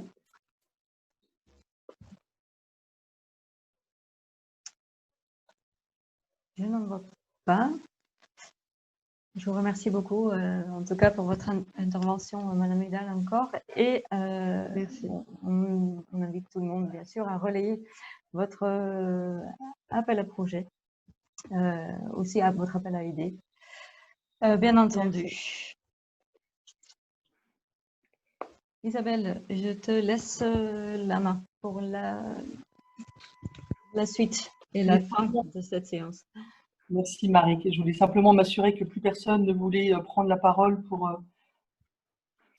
Moi, je vois une question de Jean. Que dit Olivier? Je ne sais pas à quel sujet, et je suppose que c'est l'implication des acteurs urbains, des acteurs locaux, etc. Je crois que je l'ai pas mal développé déjà dans ma présentation, mais c'est clair de tout le séminaire. Il est effectivement très clair que pour bien faire les choses, il faut impliquer ceux que ça concerne, ceux qui non seulement vont bénéficier des activités, que ce soit stratégiques ou au travers de projets que l'on fait, mais aussi ceux qui finalement vont les mettre en œuvre. Donc c'est clair que c'est une bonne chose que ça se fasse, que nous, on le pousse. Et... Ah oui, je vois que Jean a précisé sa question. Pour rendre le transfrontalier plus mainstream.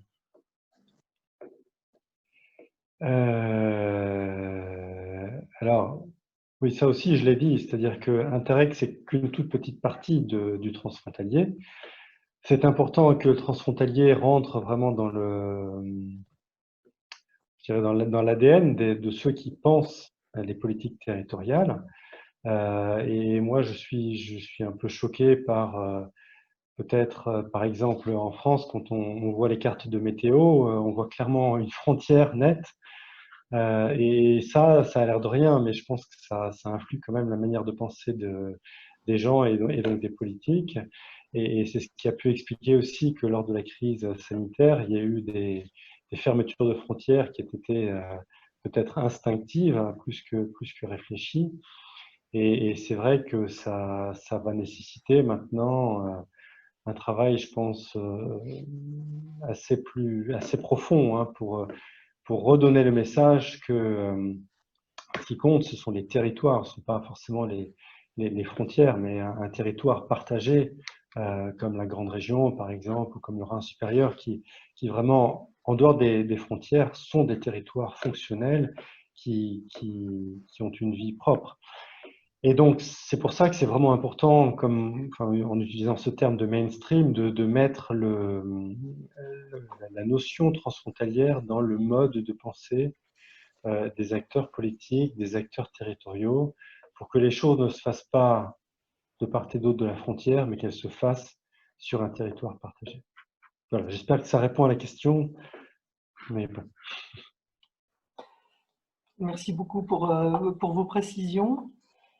Je vais vous proposer de refermer cette séance pour qu'on puisse respecter les délais qu'on s'était fixés et finalement notre engagement à votre égard par rapport à la séance de ce matin. Tout d'abord, peut-être pour vous remercier les uns et les autres d'y avoir participé et d'y avoir participé activement pour certains.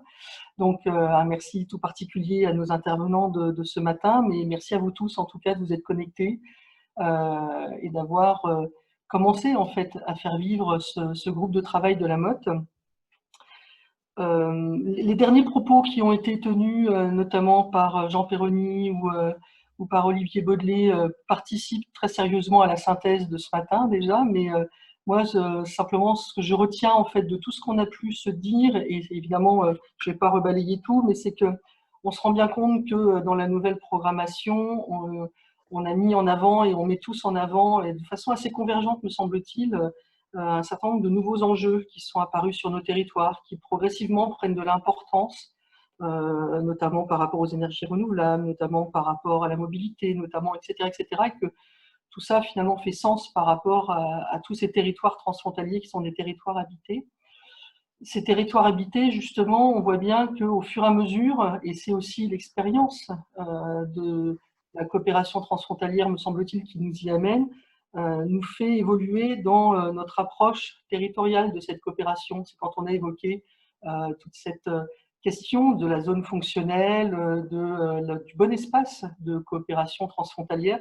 Et on voit bien que progressivement également, notre regard sur le bon espace de coopération évolue parce qu'il y a bien évidemment du passé en matière de coopération, mais aussi parce que nos territoires sont des territoires en mouvement et que la vérité d'hier n'est pas celle d'aujourd'hui, ce qui entraîne également une obligation collective de retravailler, de faire évoluer ce que je pourrais appeler nos définitions en fait de ces territoires ou de ces fonctions métropolitaines pour reboucler avec le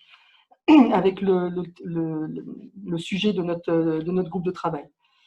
Après, je pense qu'on a tous été relativement impressionnés par la démarche en cours dans la grande région, avec, au-delà de tout ce que vous avez pu présenter, un fait marquant sur, et vous l'avez rappelé à plusieurs reprises, votre envie, votre ambition encore plus importante que les autres, de vraiment rentrer dans une démarche participative et de faire en sorte de faire se réunir finalement les attentes des habitants, la vie qu'on peut leur demander, et puis les politiques qui sont bien évidemment mis en place après par les gouvernances territoriales. Enfin, tout ça fait sens, me semble-t-il, et on voit bien qu'on est dans une évolution permanente de nos pratiques, de nos relations, de nos envies de développer d'autres sujets avec d'autres territoires, etc., etc. Voilà, en quelques mots, comment moi je souhaitais participer à la synthèse de cette matinée. Sauf à ce que tu souhaites rajouter quelque chose, Marie, mais surtout n'hésite pas. Simplement, je te rejoins complètement, Isabelle. Je ressors de cette première séance avec une conviction encore davantage confortée de la nécessité, voilà, d'être dans ce processus participatif. En fait, voilà, c'est vraiment en agissant ensemble. Ensemble dans le sens transfrontalier et ensemble dans le sens associer les acteurs du frontalier, que ce soit collectivité, université ou société, voilà, au sens large. Donc voilà. Très bien. Bah, la fin de tes propos me permet de rebondir sur la séance suivante. Donc, ce qu'on vous propose, c'est de nous retrouver collectivement tous après la période d'été. Je pense qu'on va tous faire quelque chose durant cet été qui ne va pas nous donner la possibilité de nous réunir en juillet ou en août. Mais ce qu'on a retenu comme date, et vous pouvez d'ores et déjà l'inscrire dans votre agenda, c'est le 8 septembre pour la prochaine réunion de ce groupe de travail. On verra en fonction des évolutions de la crise sanitaire comment elle sera organisée. Il y a de fortes chances qu'on soit encore sur un modèle un peu similaire à celle-ci, mais on fera évoluer nos pratiques en fonction de la situation sanitaire. Donc ça, c'est la première chose. Donc le 8 septembre pour la réunion suivante. Et ce qu'on vous propose d'aborder plus spécifiquement lors de cette prochaine réunion, c'est tout ce qui relève de l'enseignement supérieur et de la recherche. C'est des sujets qui avaient déjà été abordés en partie lorsque vous êtes venus, pour certains d'entre vous, à Besançon il y a 1 an. Et c'est aussi des sujets que vous nous avez fait remonter comme étant un souhait de la part des uns et des autres de pouvoir passer un petit peu de temps pour développer et faire, pas un tour d'horizon, mais en tout cas d'avoir quelques intervenants qui pourraient plus spécifiquement évoquer cette question de l'enseignement supérieur, de la recherche et bien évidemment donc des coopérations transfrontalières qui se sont installées dans vos territoires par rapport à cette question-là. Et d'ailleurs, si de part et d'autre de la frontière, mais pourquoi pas des triangulaires ou avec des territoires de discontinuité, mais qui finalement auraient développé des coopérations transfrontalières, pour rebondir sur des propos de M. Baudelet, ça pourrait être aussi intéressant. Ce qui m'amène bien évidemment, vous l'aurez compris, à d'ores et déjà demander aux uns et aux autres si certains souhaiteraient intervenir lors de cette prochaine séance. Donc, n'hésitez pas en tout cas à contacter soit Marie, soit moi, soit Lamotte pour nous faire des propositions afin de construire et de co-construire avec chacun d'entre vous et collectivement cette prochaine séance. Voilà comment on voulait refermer cette séance de la matinée. Donc encore un grand merci à vous tous et puis je vous donne rendez-vous avec Marie et Lamotte pour le 8 septembre. Et en attendant, donc voilà, si vous pouvez nous faire remonter des propositions d'intervention, et si ce n'est pas une intervention de vous-même, vous connaissez peut-être des démarches qui seraient intéressantes pour nous, Maric et moi, de contacter, afin de pouvoir leur proposer d'intervenir dans ce groupe de travail lors de la séance du mois de septembre. Donc voilà, c'est assez libre et assez ouvert en matière de co-organisation. Donc, un grand merci par avance pour tous ceux qui nous aideront à faire de cette prochaine rencontre encore un moment bien vivant et interactif. Bien. Merci de mon côté aussi, merci à tous. Et surtout, parce qu'on a déjà exprimé beaucoup de remerciements, mais n'oublions pas l'équipe de la MOT qui a rendu cette séance en ligne possible. Et, voilà. Donc, je vous souhaite à tous et à toutes un bel été. Portez-vous bien et on espère vous retrouver nombreux donc, le 8 septembre. Merci à vous tous. Et pour une dernière question qui a été posée, oui, on va regarder pour vous envoyer les transparents présentés aujourd'hui. Ça relevait aussi, l'enregistrement avait aussi pour objectif de pouvoir mettre à disposition sur le site internet de la MOT un certain nombre d'informations pour montrer un petit peu ce qui a été fait dans le groupe. Et donc, je pense, mais je m'engage peut-être, il faudra voir avec la MOT, mais qu'on pourra mettre tout ça sur votre site internet dans un espace dédié au groupe de travail. Bon, ben voilà, Aurélien confirme que c'est bien prévu. Donc voilà, vous retrouverez tout ça sur le site de la MOT, ce qui vous donnera une occasion supplémentaire d'aller le visiter et d'aller récupérer des informations dessus. Merci à vous tous, à vous toutes, et bel été, comme l'a dit Maric, et à très bientôt au mois de septembre. Merci, au revoir. Au revoir. Au revoir. Et toutes les réactions viennent à la fin. Oui.